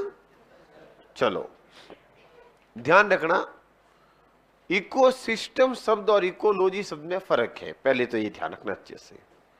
इकोलॉजी, और मैंने आपको स्पष्ट कहा, किसी भी पीछे लॉजी आए तो होता है स्टडी, अध्ययन करना, टू स्टडी होता है इंग्लिश के अंदर। तो इकोलॉजी तो विज्ञान की शाखा है जिसमें अध्ययन करते हैं जीव और पर्यावरण का, जातियों के संबंधों का, जैसे मैंने आपको लिखाया भी था, जीव का, समुदाय का। और इकोसिस्टम पारिस्थितिकी तंत्र का छोटा, इकोलॉजी पर्यावरण का छोटा सा भाग है, जिसे हम चारों ओर का वातावरण कहते हैं, पर्यावरण, उसका छोटा भाग कहलाता है इकोसिस्टम, और बहुत सारे इकोसिस्टम मिलकर कहलाते हैं पर्यावरण। यानी कि चारों ओर का एरिया, यहां बैठे जहां जीव और निर्जीव दोनों पाए जाते हैं, ये दोनों मिलकर के इकोसिस्टम कहलाते हैं। और यही इकोसिस्टम मिलकर के पूरा पर्यावरण का निर्माण करते हैं, जैव मंडल जिसको अपन कहते हैं। याद करो, अगर कोई आपके एसएस के सब्जेक्ट पढ़े होंगे, आपने सामाजिक अध्ययन पढ़ा है, तो सामाजिक अध्ययन में भी ये टॉपिक है, जहां लिखा हुआ मिलेगा जैव मंडल। है क्या कोई जियोग्राफी जिसके सब्जेक्ट था, जैव मंडल टॉपिक था आपके सिलेबस के अंदर 12वीं के अंदर? वही है, ये वही पर्यावरण हुआ जैव मंडल। तो ध्यान रखना, किसी भी स्थान पर पाए जाने वाले समस्त सजीव और निर्जीव घटक मिलकर इकोसिस्टम का निर्माण करते हैं। इकोसिस्टम के दो घटक हैं मित्रों, जैविक और अजैविक। और मैं आज आपको दावे के साथ कहता हूं कि हम जो इकोसिस्टम पढ़ रहे हैं, याद करना 24 तारीख और 23 तारीख को रीड के अंदर विद्यार्थी यहां से कम 4-4, 5-5 प्रश्न मिलेंगे इस इकोसिस्टम के पर्यावरण अध्ययन वाले टॉपिक के अंदर। बताऊंगा मैं आपको। हालांकि इस बार थोड़ा सा एक लफड़ा हो रहा है, पेपर बाहर नहीं दे रहे, इसलिए हम विद्यार्थियों से पूछ कर स्मृति के आधार पर प्रश्नों को आप कलेक्शन करेंगे। पहले तो पेपर बाहर आता तो अपन पेपर आराम से सॉल्व कर लेते। कोशिश करेंगे क्या क्या प्रश्न आता है, अगर इकोलॉजी के संबंधित आपके संबंधित आएंगे तो मैं डिस्कस करने का प्रयास करूंगा आपके साथ। पर देखते हैं, बहुत नजदीक है दिन, और हमारी भी अग्नि परीक्षा इसके अंदर, क्या आता है और क्या रहता है, समझे कि नहीं समझे आप? तो मिलते हैं 25-26 को पेपर के साथ, है भाई? हाँ, इकोलॉजी भी है, रक्त भी है, सब कुछ है हमारे सिलेबस के अंदर साइंस वालों। तो देखते हैं क्या क्या प्रश्न बैठते हैं, ये तो समय ही बताएगा। अब कल परसों रोग भी है, तो ज्यादा दूर नहीं है, 2 दिन का तो वेट करना है। फिर मैं आपके साथ प्रयास करूंगा प्रश्नों को साझा करने का, हमारे तक पहुंचेंगे वो। पहले बात ध्यान रखना, पहुंचने पर निर्भर करेगा, क्योंकि इस बार आपको भी पता है पेपर बाहर नहीं दिया जा रहा है, ऐसा सुनने में आ रहा है। चलो आगे, मैं तो आपके साथ ही हूं। यहां बात करते हैं अपन जैविक घटक और अजैविक घटक। मित्रों, हमेशा याद रखना, कहीं पे कभी भी हिंदी में लिखा हुआ मिले जैव और इंग्लिश में लिखा हुआ मिलेगा बायो, इसका मतलब होता है जीव। बायोलॉजी, जीवों का अध्ययन, हुआ कि नहीं हुआ? बायोटिक, जैविक। तो जैव शब्द मिले और 4 ऑप्शन दे दे और आपको नहीं पता हो तो इतना याद रख लेना, जीव की बात कर रहा है। जीव की बात कौन सा ऑप्शन कर रहा है वो ठोक दो। या इंग्लिश में क्या मिलेगा? बायो। तो बायो का मतलब हमेशा क्या होगा मित्रों? जीव। तो जैविक घटक तो बायोटिक फैक्टर, ऐसे घटक जिसमें क्या हो जाएंगे? जीव। और अजैविक घटक ऐसे घटक जिसमें हो जाएंगे निर्जीव। मित्रों, जैविक घटकों को 3 प्रकार से बांटा गया इकोसिस्टम के अंदर। प्रोड्यूसर, उत्पादक, प्रोडक्शन, याद आया उत्पादन, तो उत्पादक उत्पादन से बना है। उपभोक्ता, कंज्यूमर, वे जीव जो कंज्यूमर होंगे, उपभोक्ता। और अपघटक जिसको बोलेंगे डीकंपोजर। और प्राथमिक, द्वितीयक, तृतीयक, प्राइमरी, सेकेंडरी, टर्सरी। सबसे पहले मैं आपके सामने बात करता हूं किसकी प्यारे मित्रों? उत्पादक की। देखो शब्द क्या, उत्पादक, उत्पादन। और किसका उत्पादन? भोजन का। याद रह जाएगा। वे जीव जो भोजन का क्या करेंगे मित्रों? उत्पादन, उसको क्या कहेंगे? उत्पादक। और भोजन बनाने के लिए इनको क्या चाहिए? प्रकाश, सूर्य का। और साथ में क्या चाहिए? हरित लवक, क्लोरोप्लास्ट। तो हरित लवक और प्रकाश दोनों मिलकर के क्या कहलाएंगे मित्रों? उत्पादक, प्रोड्यूसर। वे जीव जिनके अंदर हरित लवक होगा, क्लोरोप्लास्ट प्रेजेंट होगा, और सूर्य प्रकाश की उपस्थिति में प्रकाश संश्लेषण क्रिया द्वारा, फोटोसिंथेसिस रिएक्शन द्वारा अपने भोजन का निर्माण स्वयं करेंगे, खुद करेंगे। भोजन के लिए किसी प्रकार से दूसरे जीवों पर निर्भर नहीं होंगे। अर्थात कैसे जीव होंगे मित्रों? ऑटोट्रॉप्स, स्वपोषी जीव होंगे। उनको कहा जाएगा उत्पादक। क्या कहा जाएगा? उत्पादक। आया समझ में कुछ? वे जीव, वापस सुन लो, वे जीव जो सूर्य प्रकाश और हरित लवक की उपस्थिति में प्रकाश संश्लेषण क्रिया द्वारा अपना भोजन स्वयं बनाएंगे, यानी कि भोजन के लिए किसी प्रकार से दूसरों पर निर्भर नहीं होंगे, स्वपोषी होंगे, वही जीव क्या कहलाएंगे? अर्थात ये प्रकाश ऊर्जा को किसमें बदलेंगे? रासायनिक ऊर्जा। याद करो, प्रकाश को लिया और ग्लूकोज बनाया, ऑक्सीजन बनाई, तो प्रकाश ऊर्जा को किसमें कन्वर्ट किया? रासायनिक ऊर्जा में। इसलिए जीव कैसे कहलाएंगे? उत्पादक। कोई दिक्कत आया समझे? उत्पादक क्या होंगे? वे जीव जिसमें क्या क्या होना चाहिए? प्रकाश और हरित लवक की उपस्थिति में कौन सी क्रिया करेंगे? प्रकाश संश्लेषण। और क्या करेंगे? प्रकाश ऊर्जा को बदलेंगे रासायनिक ऊर्जा में, और भोज्य पदार्थों का करेंगे निर्माण। इसलिए कैसे जीव होंगे? स्वपोषी। इसलिए इनको क्या कहेंगे? उत्पादक। हो गया पहला क्लियर? कोई डाउट? तो उत्पादक के लिए क्या चाहिए? पहला तो हरित लवक और सूर्य का प्रकाश। कौन सी क्रिया करेंगे? प्रकाश संश्लेषण। और क्या बनाएंगे? प्रकाश ऊर्जा से रासायनिक पदार्थ, तो रासायनिक ऊर्जा। इसलिए इनको बोलेंगे उत्पादक। एग्जाम्पल, सभी हरे पादप। क्या होंगे मित्रों इसका उदाहरण? ऑल ग्रीन प्लांट्स, सभी हरे पादप। कोई दिक्कत? तो सभी हरे पादप किस में आएंगे? उत्पादक में, जो अपना भोजन स्वयं बनाएंगे, भोजन के लिए किसी प्रकार से दूसरों पर निर्भर नहीं रहेंगे। बताओ, सभी पादप उत्पादक होते हैं, क्या ये कथन सही है? नहीं, सभी पादप उत्पादक नहीं होंगे बेटा। जो हरे होंगे, जिसमें हरित लवक होगा, वही उत्पादक होगा। ऐसे भी पादप है क्या धरती पर जिसमें हरित लवक नहीं है और पादप है क्या? ऐसा कोई है? कौन? अमरबेल, कसकूटा, कसके कूटो। अरे अमरबेल देखिए आपने कभी? अभी बारिश के दिनों में दिख जाएगी, पीली पीली पत्तियों वाली, जो दूसरे पादप के तने पर लिपटी हुई होती है, और उसकी पादप के कुछ शंकु निकलते हैं, उससे तंतु जो तने के अंदर घुस करके दूसरे पादप से भोजन छीन कर लेते हैं, क्योंकि अपना भोजन दूसरे जीवों से प्राप्त करती है, अर्थात वो परपोषी जीव है। तो इसका एग्जाम्पल ओनली कौन होंगे मित्रा? ऑल ग्रीन प्लांट्स, सभी हरे पादप। नेक्स्ट, दूसरा कौन सा है मित्रों? उपभोक्ता, जिसको हम क्या बोलते हैं? कंज्यूमर। क्या होता है कंज्यूमर? उपभोक्ता। क्या होता है उपभोक्ता? कंज्यूमर। बस।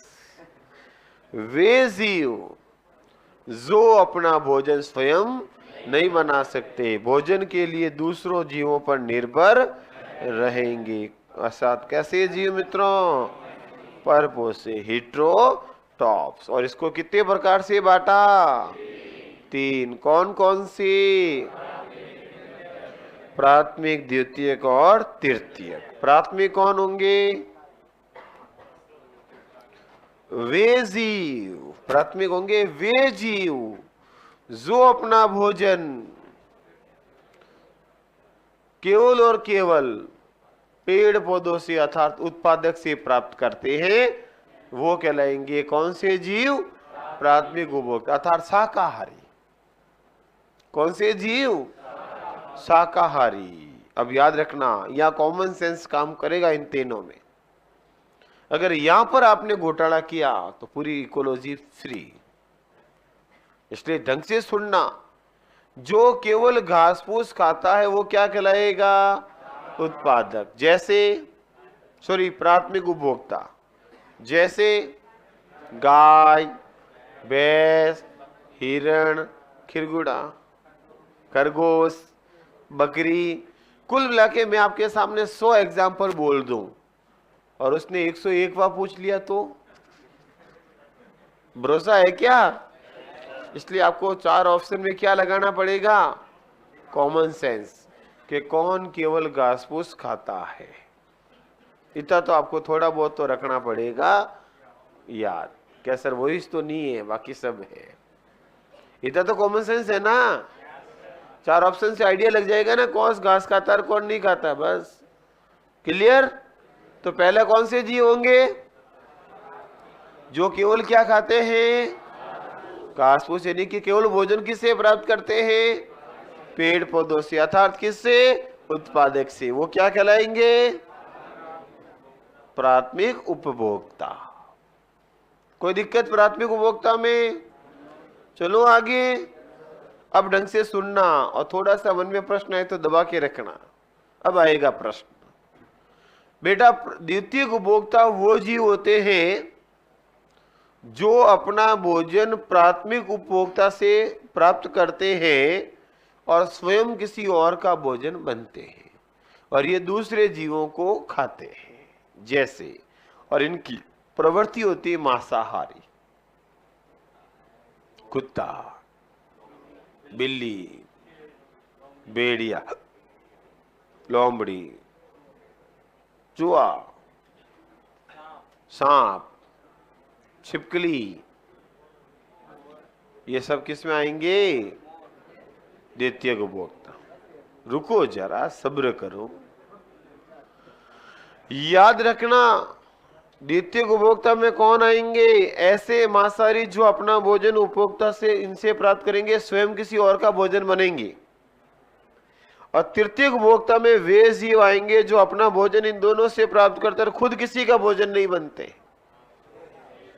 इनको कोई मारकर नहीं खाता है। शेर। कौन बेटा? और मोर और मनुष्य और बाज। ये 4 आपको याद रखने हैं। अगर आपको कंफ्यूजन नहीं चाहिए और आप चाहते हो कि मेरा उत्तर सटीक हो जाना चाहिए तो आपको मैं एक तरीका बता दूं। शेर, मोर, मनुष्य और बाज और मछलियां बड़ी वाली छोड़ दी जाए तो इनके अलावा जो भी मांसाहारी जीव है हमारे आसपास वो सब द्वितीयक होंगे। प्रवृत्ति कैसी होनी चाहिए? मांसाहारी। बस तो आपका उत्तर हो जाएगा। और नहीं तो भी रघुकुल रीत सदा चली आई, भटकते रहोगे। तो बताओ, शेर के साथ किसको मारना है? चीता भी शेर की मारना है, बाघ भी शेर ही मारना। चीता, बाघ, शेर सब किस में आएंगे? तृतीयक। कुल मिला के जिसको कोई भोजन नहीं है। अब शेर किसका भोजन है? अपन किसका भोजन है? अपन को किसका डर है कि आ जाएगा और खा के चला जाएगा? शेर। कब से खाता है शेर? आपको कितना खाया? ये तो कंडीशन है बेटा। यूं तो शेर मनुष्य को मारता है, मनुष्य शेर को मार देता है ना, ये तो शर्तें लागू है।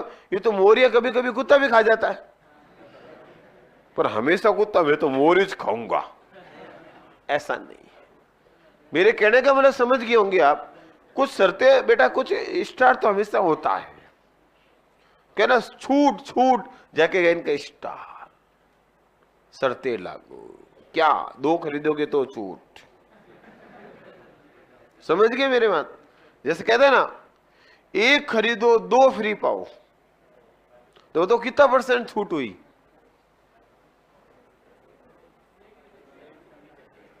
1 गेट 2 नहीं 1/2 गेट यानी कि 3 ले जाओगे तो कितना % छूट हुई? 66.66%।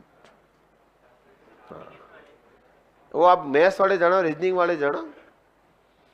नेक्स्ट, तो मेरे कहने का मतलब है कभी भी दुकानदार लॉस खा करके छूट नहीं देगा, अंकित मूल्य बढ़ा करके देता है। याद करो अंकित मूल्य, आपने पढ़े थे वो। नेक्स्ट है भाई, कुल मिला के आपको उपभोक्ता समझ में आ गए ना? कोई दिक्कत इसमें? बढ़ू आगे। अगला कौन सा है? अपघटक। मित्रों, अपघटक वे जीव होते हैं जो अपना भोजन मृत जीव जंतु और सड़ी गली वस्तुओं से प्राप्त करते हैं। डीकंपोजर, सड़ी गली वस्तुओं से खाते हैं, जैसे बैक्टीरिया, कवक, फंगस। ये आपके कौन से जीव हो जाएंगे? अपघटक। कैचो भी तो अपघटक ही है, डीकंपोजर है, तो ये होंगे अपघटक। आया समझ में? लिखा दो इसको, तो लिखो जैविक घटक। हाँ बोलो। है हाथी शाकाहारी बेटा, हाथी कब से मांस खाता है रे? गाय का बछड़ा क्यों कुत्ते को खाने लग गया क्या? बाता करे। गाय हमेशा बेचारी शाकाहारी होती है, गाय हमारी माता है, हमको सब कुछ आता है। बेटा मजे मत लो, सिंपल चीज मैंने आपको बता दी, उसको अप्लाई करो। और यूं तो बोले शाम तक पूछते रहो, मैं पूरा उत्तर दूं क्या? सर सर मैं कहा हाँ, किस में आएगा? पूरी रामायण हो जाए। तो सांप बूंदरे को खाता बेचारे को। और चूहा मत पूछना मेरे से मत पूछना चूहा किस में आता है, क्योंकि पूरे लॉकडाउन में परेशान कर दिया चूहे ने। प्राथमिक और द्वितीयक दोनों में आता है। हाँ, साइंस की किताबें कहते हैं प्राथमिक, और आपके जैव विविधता वाली इसकी आर्ट्स वाली किताबें कहती है द्वितीयक। इसका मतलब दोनों में ऑथेंटिक प्रूफ हो गए। और ये प्रश्न आ चुका है, इसलिए अब नहीं आएगा। और ये विवाद हो चुका है, किसमें? रीट में। बस, तो बार बार विवाद नहीं होता है फिर। समझे मेरे कहने का मतलब? रीट के अंदर प्रश्न आया 2021 में, क्या आया? चूहा है प्राथमिक उपभोक्ता, द्वितीयक उपभोक्ता, तृतीयक उपभोक्ता, अपघटक। अब किसी ने तो करके आगे प्राथमिक उपभोक्ता, कैसा चूहा शाकाहारी होता है? कुछ करके आगे नहीं, चूहा तो मेरे को काटा था, वो तो खाता है, इसलिए द्वितीयक। और विद्यार्थी की एक हमेशा मैंने देखी है आज के 10 सालों के अनुभव में, कि उत्तर आपका चाहे गलत हो और चाहे सही हो, कहीं से हल्का सा हिंट मिल जाए कि तेरा उत्तर सही है, भले ही गलत हो, बोर्ड ने मान लिया, मैं इसको सही कैसे करा सकता? फिर हमारे पास सर इसका प्रूफ दो, इसको सही कराना। मैंने प्राथमिक किया, इसलिए इसका प्राथमिक बताओ कैसे होगा। कि प्राथमिक वाले को मैंने 10वीं की किताब दी, ये ले बेटा इसमें लिखा हुआ है। जैसे दूसरा है, ओ सर इधर इधर मैंने द्वितीय किया है, और द्वितीय भी सही है मैंने सुना, इसका प्रूफ दो। ले ले 12वीं की किताब, तू भी ले जा द्वितीय। विद्यार्थी की इच्छा होती है मेरा सही होना चाहिए। अब उस समय किया कैसे किया राम जाने, बस ये अब कर दिया, गोला भर दिया, बताओ होगा कि नहीं होगा? और विद्यार्थियों ने दोनों ऑब्जेक्शन लगाए। जिसने प्राथमिक किया वो राजी, और द्वितीय कर लिया वो ठोका, नहीं प्राथमिक नहीं द्वितीयक होगा। और जिसने द्वितीय कर लिया वो तो ठीक राजी, और जिसने प्राथमिक कर लिया होगा नहीं नहीं प्राथमिक होगा। चूहा कब से मांस खाता है? अब बात आई बोर्ड पे, मैं आगे ये तो बढ़ रहा हूं। बोर्ड पे एग्जाम्शन भयंकर भीड़, बोर्ड बेचारा चकरा गया। बोर्ड ने उत्तर दिया दोनों, ए और बी। आंसर की पढ़ी आज भी, आप देख लेना। बोर्ड ने क्या कहा, दोनों है। तब से मैंने चूहा पढ़ाना बंद कर दिया। क्यों मित्रों? क्योंकि अभी एग्जाम में नहीं आएगा, और आएगा तो प्रूफ तैयार। जब लोग दोनों बार बार करा सकते, इस बार नहीं करा सकते हैं क्या? समझ गए मेरे कहने का मतलब? इसलिए अब चूहा का एग्जाम्पल नहीं आएगा। और ये सोशल मीडिया पर भी खूब छाया रहा 2021 में, चूहा क्या है, समझ में आए? इसलिए अब चूहे को वापस बोलने की, पढ़ने की जरूरत नहीं है। कारण भी समझा दिया मैंने आपको, पर चर्चा में क्यों रहा? क्योंकि जो पर्चा में आता है वो चर्चा में रहता है, जो चर्चा में रहता है वो पर्चा में आता है। इधर चलो लिखो उत्पादक, प्रोड्यूसर। अब बेटा चूहे को मैंने इसलिए डिस्कस किया कि आज मैं नहीं बोलता तो कल कोई ना कोई किसे सुन के आता बोलता रुको सर क्या चूहा क्या है, इसलिए मैंने पहले ही बोल दिया। क्योंकि विद्यार्थी हमेशा सुनी हुई बात विद्यार्थी के पचती नहीं है। तो लिखो बेटा उत्पादक, प्रोड्यूसर। जैविक घटक लिखो, उसमें पहला लिखो उत्पादक। लिख दिया उत्पादक? तो लिखो डेफिनेशन, वे जीव, वे जीव जो, वे जीव जो सूर्य प्रकाश व हरित लवक की उपस्थिति में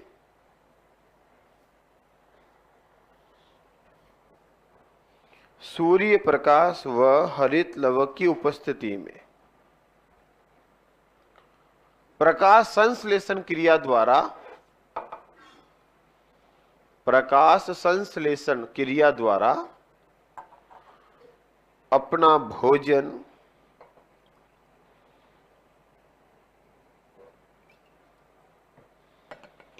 प्रकाश संश्लेषण क्रिया द्वारा अपना भोजन स्वयं बनाते हैं।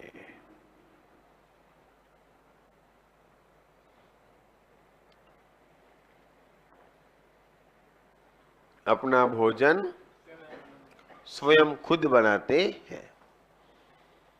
यह, एक लाइन और लिखो, यह प्रकाश ऊर्जा को रासायनिक ऊर्जा में बदलते हैं। यह प्रकाश ऊर्जा को रासायनिक ऊर्जा में बदलते हैं।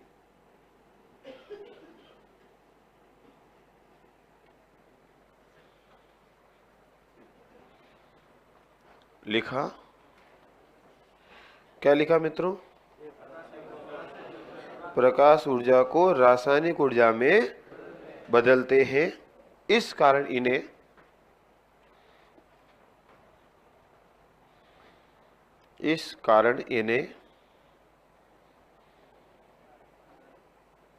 प्रोड्यूसर भी कहा जाता है। प्रोड्यूसर लिखता हूं बोर्ड पे, प्रोड्यूसर लिखोगे इस शब्द को? लिख देता हूं। हाँ, एक मेरे प्यारे भाई ने पूछा चींटी किस में आएगी? बेटा चींटी मृत जीव जंतुओं को खाती है, अपघटक के अंदर आती है। चींटी किस में आएगी?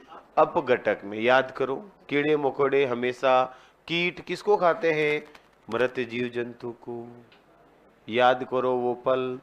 और दूसरी बात, यहां एग्जाम्पल सिर्फ किसका दिया जाता है? वर्टिब्रेट्स का, कशेरुकी जीवों का। फिर भी पूछा है तो मैं उत्तर दे दूं। और इसने पूछा मकोड़ा किस में आता है? चींटी और मकोड़ा साथ में आता है। नेक्स्ट, ये सिर्फ मास्टर के मजे लेने और कुछ नहीं है। और मास्टर भी ऐसे ही है जो तुरंत बोल देता है। लिखो, लिख दिया बेटा? ये हाँ प्रोड्यूसर, ये लिख दो। कई बार आज पेड़ पौधे को प्रोड्यूसर क्यों कहते हैं, तो उत्तर आपको पता होना चाहिए। प्रकाश ऊर्जा को किसमें बदलते हैं? रासायनिक ऊर्जा। इसलिए कन्वर्ट किया, प्रोड्यूसर उत्पादन किया। हो गया? लिखे आगे, लिखो एग्जाम्पल, उदाहरण। लिखो उदाहरण क्या होंगे? ऑल ग्रीन प्लांट्स, सभी हरे पादप। लिखो सा, सभी हरे पादप। लिख दिया? वो किस्म, हाँ बिल्कुल, अपवाद है, प्राथमिक उपभोक्ता होगी, पेड़ पौधे से प्राप्त कर रही है ना। क्या बोल रहा था मैं यहाँ? हाँ, एक एग्जाम्पल और लिखो, युगलिना। पेड़ पौधों के बाद एक और लिखो, युगलिना। युगलिना भी क्या होता है मित्रों? उत्पादक। लिखो युगलिना, युग ग आदा लीना, लिख दिया मैंने युगलिना। लिखो नोट, युगलिना क्या होता है? एक जंतु है बेटा। लिखो नोट, युगलिना पैरामीशियम एक कोशिकीय जीव है। लिखो नोट, युगलिना को, नोट लिखो, युगलिना को सजीव व, युगलिना को सजीव व निर्जीव के बीच, युगलिना को सजीव व निर्जीव के बीच योजक कड़ी माना जाता है। Connection between living and non living. Euglena को सजीव व निर्जीव के बीच, अरे गलत गलत, ये लाइन ही खोटी है, सॉरी शक्तिमान। युगलिना, जो आपने लाइन लिखी ना पूरी काट दो, वापस नोट लिखो, इसको पूरे काट दो, पूरा ही काट दो, या युगलिना की जगह एक शब्द लिख दो वायरस, तो ये सही हो जाएगी लाइन। वायरस लिख दो युगलिना की जगह, फिर नोट लिखे दूसरा लिख दो, कोई बात नहीं, काट दिया, पूरा कसर कर दी, तो लिखो युगलिना वापस, नोट वापस लगाओ, सॉरी शक्तिमान, लाइन काटनी या पूरे युगलिना वापस लिख दो। बेटा वो वायरस क्लिक कर दिया दिमाग में और वायरस का निकल गया, सॉरी शक्तिमान, तुरंत पकड़ में तो मेरे को आ गया, पर निकल गया जो तो निकल गया। लिखो युगलिना को पादप व जंतु के बीच योजक कड़ी माना जाता है। युगलिना को पादप व जंतु के बीच, युगलिना को पादप व जंतु के बीच योजक कड़ी माना जाता है। युगलिना को पादप व जंतु के बीच क्या माना जाएगा? योजक कड़ी। ये किसने बोला मेरे को? जैविक घटक की परिभाषा किसने पूछा? ईमानदारी से बताना। मैंने बोला ना, जो जीवित होते हो जैविक घटक, बोला कि नहीं बोला मैंने? समझाया था, वापस लिख दो, जो जीवित है वो जैविक घटक और जो निर्जीव है वो अजैविक घटक। लिखो, ये तो मैंने समझाया ना अच्छे से। जैविक घटक आपने लिखा क्या? जैविक घटक, सामने लिख दो सजीव। जैविक घटक हेडिंग लिखा ना, उसमें सामने लिख दो सजीव, एक शब्द में हो जाएगा उत्तर, सजीव, जो जीवी है। चलो प्राथमिक, हाँ बताओ, उत्पादक में कोई दिक्कत? तो आगे बढ़े। तो अगला लिखो मित्रों, उपभोक्ता, कंज्यूमर। उपभोक्ता, कंज्यूमर, लिखो उपभोक्ता, लिखो इसके अंदर उपभोक्ता। लगा दिया हेडिंग सबने? देखो, वे जीव जो अपना भोजन दूसरे जीवों से प्राप्त करते हैं, वे जीव जो अपना भोजन दूसरे जीवों से प्राप्त करते हैं, अर्थात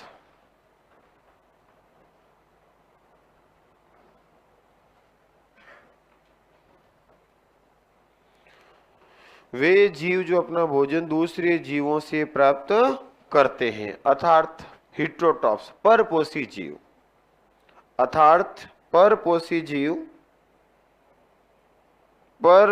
जीव उपभोक्ता कहलाते हैं। वे जीव जो अपना भोजन दूसरे जीवों से प्राप्त करते हैं, अर्थात परपोषी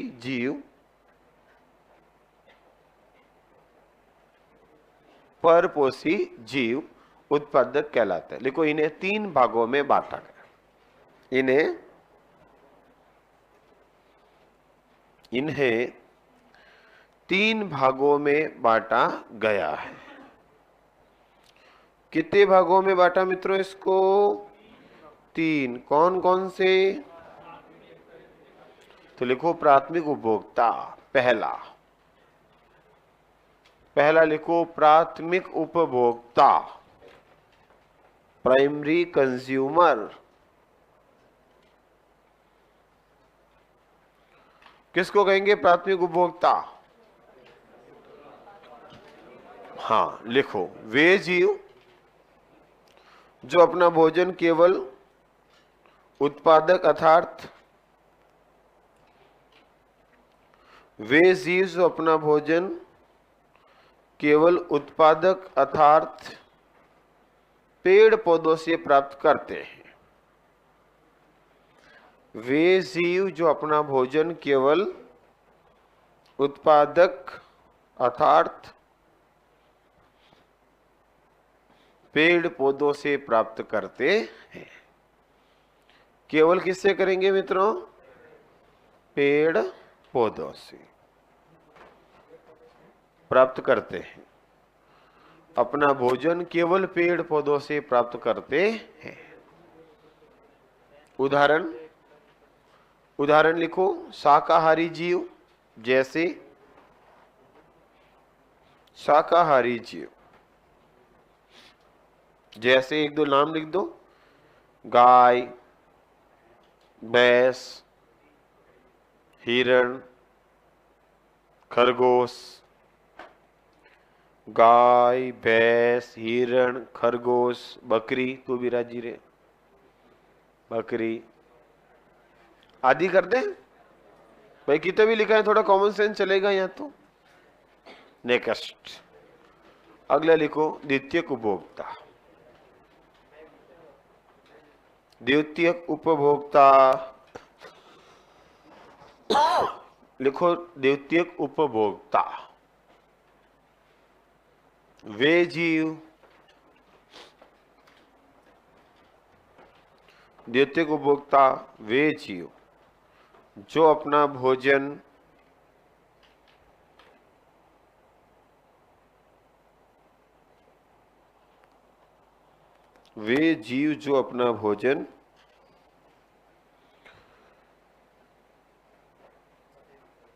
प्राथमिक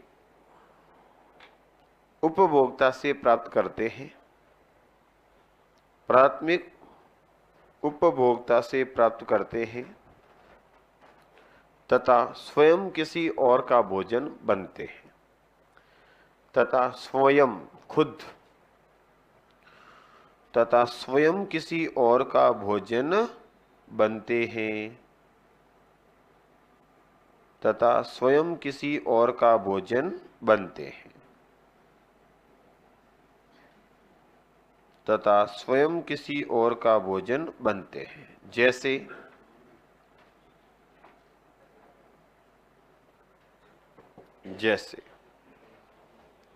लिखो, कुत्ता, बिल्ली,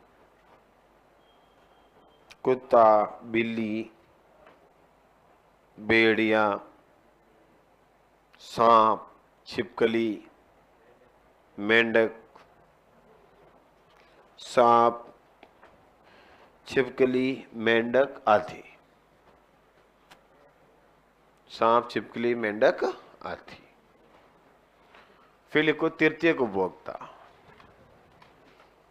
तृतीयक उपभोक्ता, तृतीयक, टर्सरी कंज्यूमर। ये इसको टॉप कंज्यूमर भी कहते हैं, शीर्षस्थ उपभोक्ता भी कहते हैं। तृतीयक उपभोक्ता, या इसके पास में लिखो मित्रों टॉप कंज्यूमर, या हिंदी में लिखो शीर्षस्थ उपभोक्ता, जो शीर्ष में सबसे लास्ट में, शीर्षस्थ उपभोक्ता भी कहते हैं। तृतीयक उपभोक्ता या इसी को क्या नाम देंगे मित्रों? शीर्षस्थ उपभोक्ता, टॉप कंज्यूमर। लिखो, वे जीव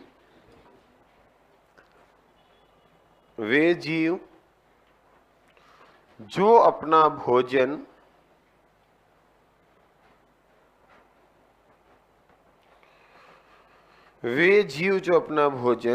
दूसरे जीवों से प्राप्त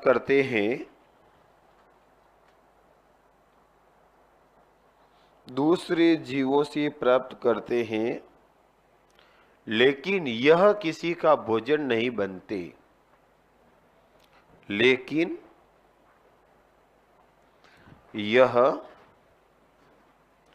किसी का भोजन नहीं बनते, लेकिन यह किसी का भोजन नहीं बनते, खुद किसी का भोजन नहीं बनते। एग्जाम्पल, शेर के साथ दे देना चीता बाघ, शेर चीता बाघ पूछ ले तो शेर चीता बाघ, फिर लिख दो मोर मनुष्य बाज। शेर चीता बाघ मोर मनुष्य और बाज, ये किसके अंदर आएंगे बेटा? तृतीयक। फिर लिखो अपघटक, डीकंपोजर। लिखो अपघटक, डीकंपोजर। और ये अपघटक का तो बेटा प्रश्न आया हुआ एलडीसी के अंदर 2013 में, जिसको आरपीएससी ने करवाया था। उसमें प्रश्न था अपघटक है, उत्तर था कवक व सूक्ष्म जीवाणु। आपके एलडीसी के अंदर आया हुआ प्रश्न है।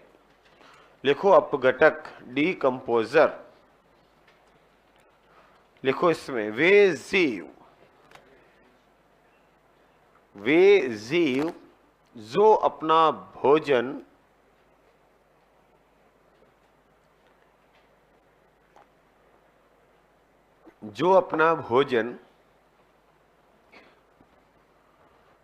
मृत जीव जंतु, वे जीव जो अपना भोजन मृत जीव जंतु तथा सड़ी गली वस्तुओं से प्राप्त करते हैं, वे जीव जो अपना भोजन मृत जीव जंतु तथा सड़ी गली वस्तुओं से प्राप्त करते हैं, मृत जीव जंतु तथा सड़ी गली वस्तुओं से प्राप्त करते हैं, उनको क्या कहेंगे बेटा? अपघटक कहते हैं। मृत जीव जंतु और सड़ी गली वस्तुओं से प्राप्त करते हैं। उदाहरण, कवक व सूक्ष्म जीवाणु, फंगस एंड माइक्रो बैक्टीरिया। कवक बोले समझ गए ना? फंगस, फफूंद, रोटी पे अचार पे आती है ना, सड़ने पर फफूंद आती है ना, वही। और माइक्रो बैक्टीरिया, सूक्ष्म जीवाणु।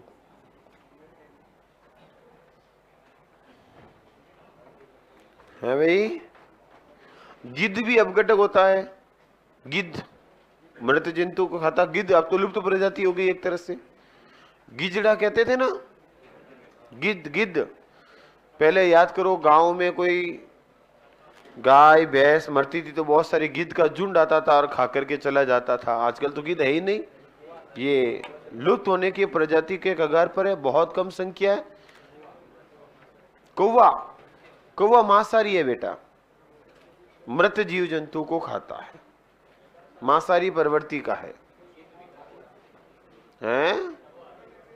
अरे गिद्ध भी अपघटक में आ सकता है, क्योंकि मृत जीव जंतु को खाकर के वापस मेन पदार्थों में तोड़ देता है। ये जिनसे मिला है, इसका जो अपशिष्ट पदार्थ होता है निकलता है, वो क्या होता है? मेन पदार्थों में डिवाइड कर लेता है, जिससे मिलकर बना है। नेक्स्ट मतलब खाद बना लेता है, अपनी भाषा में बोले तो, और कौवा खाद नहीं बनाता है। समझ गए? हाँ, ये अंतर रहेगा। अच्छा, एक प्रश्न मैं आपसे पूछ लूं, पक्का ईमानदारी से उत्तर दोगे? तो लिखो, प्रश्न लिखो, देखते आपका कंसेप्ट कितना क्लियर हुआ। लिखो, कीटाहारी पादप, इंसेक्टा प्लांट। प्रश्न लिखो, कीटाहारी पादप है। ऑप्शन, उत्पादक, दूसरा प्राथमिक उपभोक्ता,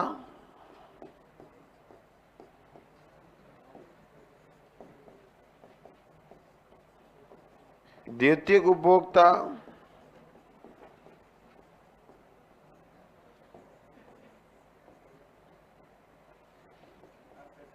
अपघटक। ए बी सी डी सत्य कथन है।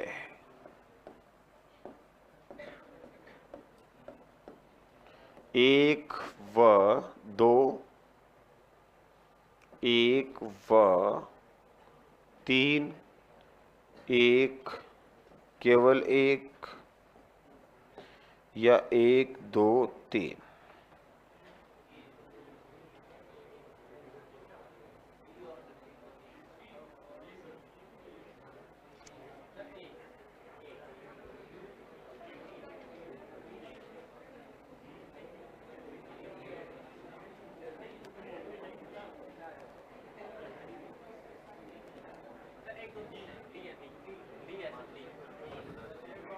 एक सिंपल सा प्रश्न दिया मैंने, कोई हाईफाई नहीं दिया, और शायद इससे सिंपल कोई प्रश्न हो ही नहीं सकता, बस सोच का फर्क है। चलो इधर तो कीटाहारी पादप किसको खाते हैं? कीटों को। तो कैसे हुए? मांसाहारी, द्वितीयक। पर द्वितीयक का ऑप्शन नहीं दिया ना, ऑप्शन में दिया नहीं ना बेटा। कीटाहारी पादप भोजन कहां से प्राप्त करते हैं? कीटाहारी पादप अपना भोजन कहां से प्राप्त करते हैं? बताओ बायोलॉजी वालों। कीटों से नहीं करते, वो अपना भोजन प्राप्त करते हैं प्रकाश संश्लेषण क्रिया से। यानी कि भोजन प्राप्त करने की दृष्टि से क्या होंगे? उत्पादक। लेकिन वो नाइट्रोजन की पूर्ति के लिए कीटों को खाते हैं, इसलिए कैसी प्रवृत्ति होगी? मांसाहारी। कैसी प्रवृत्ति होगी मित्रों? मांसाहारी। की उत्तर क्या होगा? एक व तीन दोनों प्रवृत्ति के होते हैं, याद रखना, भूलना मत। कीटों को खाने के कारण मांसाहारी और प्रकाश संश्लेषण से भोजन बनाने का उत्पादक कहते हैं। तो कीटाहारी पादप भोजन के लिए नहीं खाते, नाइट्रोजन की पूर्ति के लिए खाते हैं कीट। ओके, बाकी पढ़ते हैं कल। Thank you.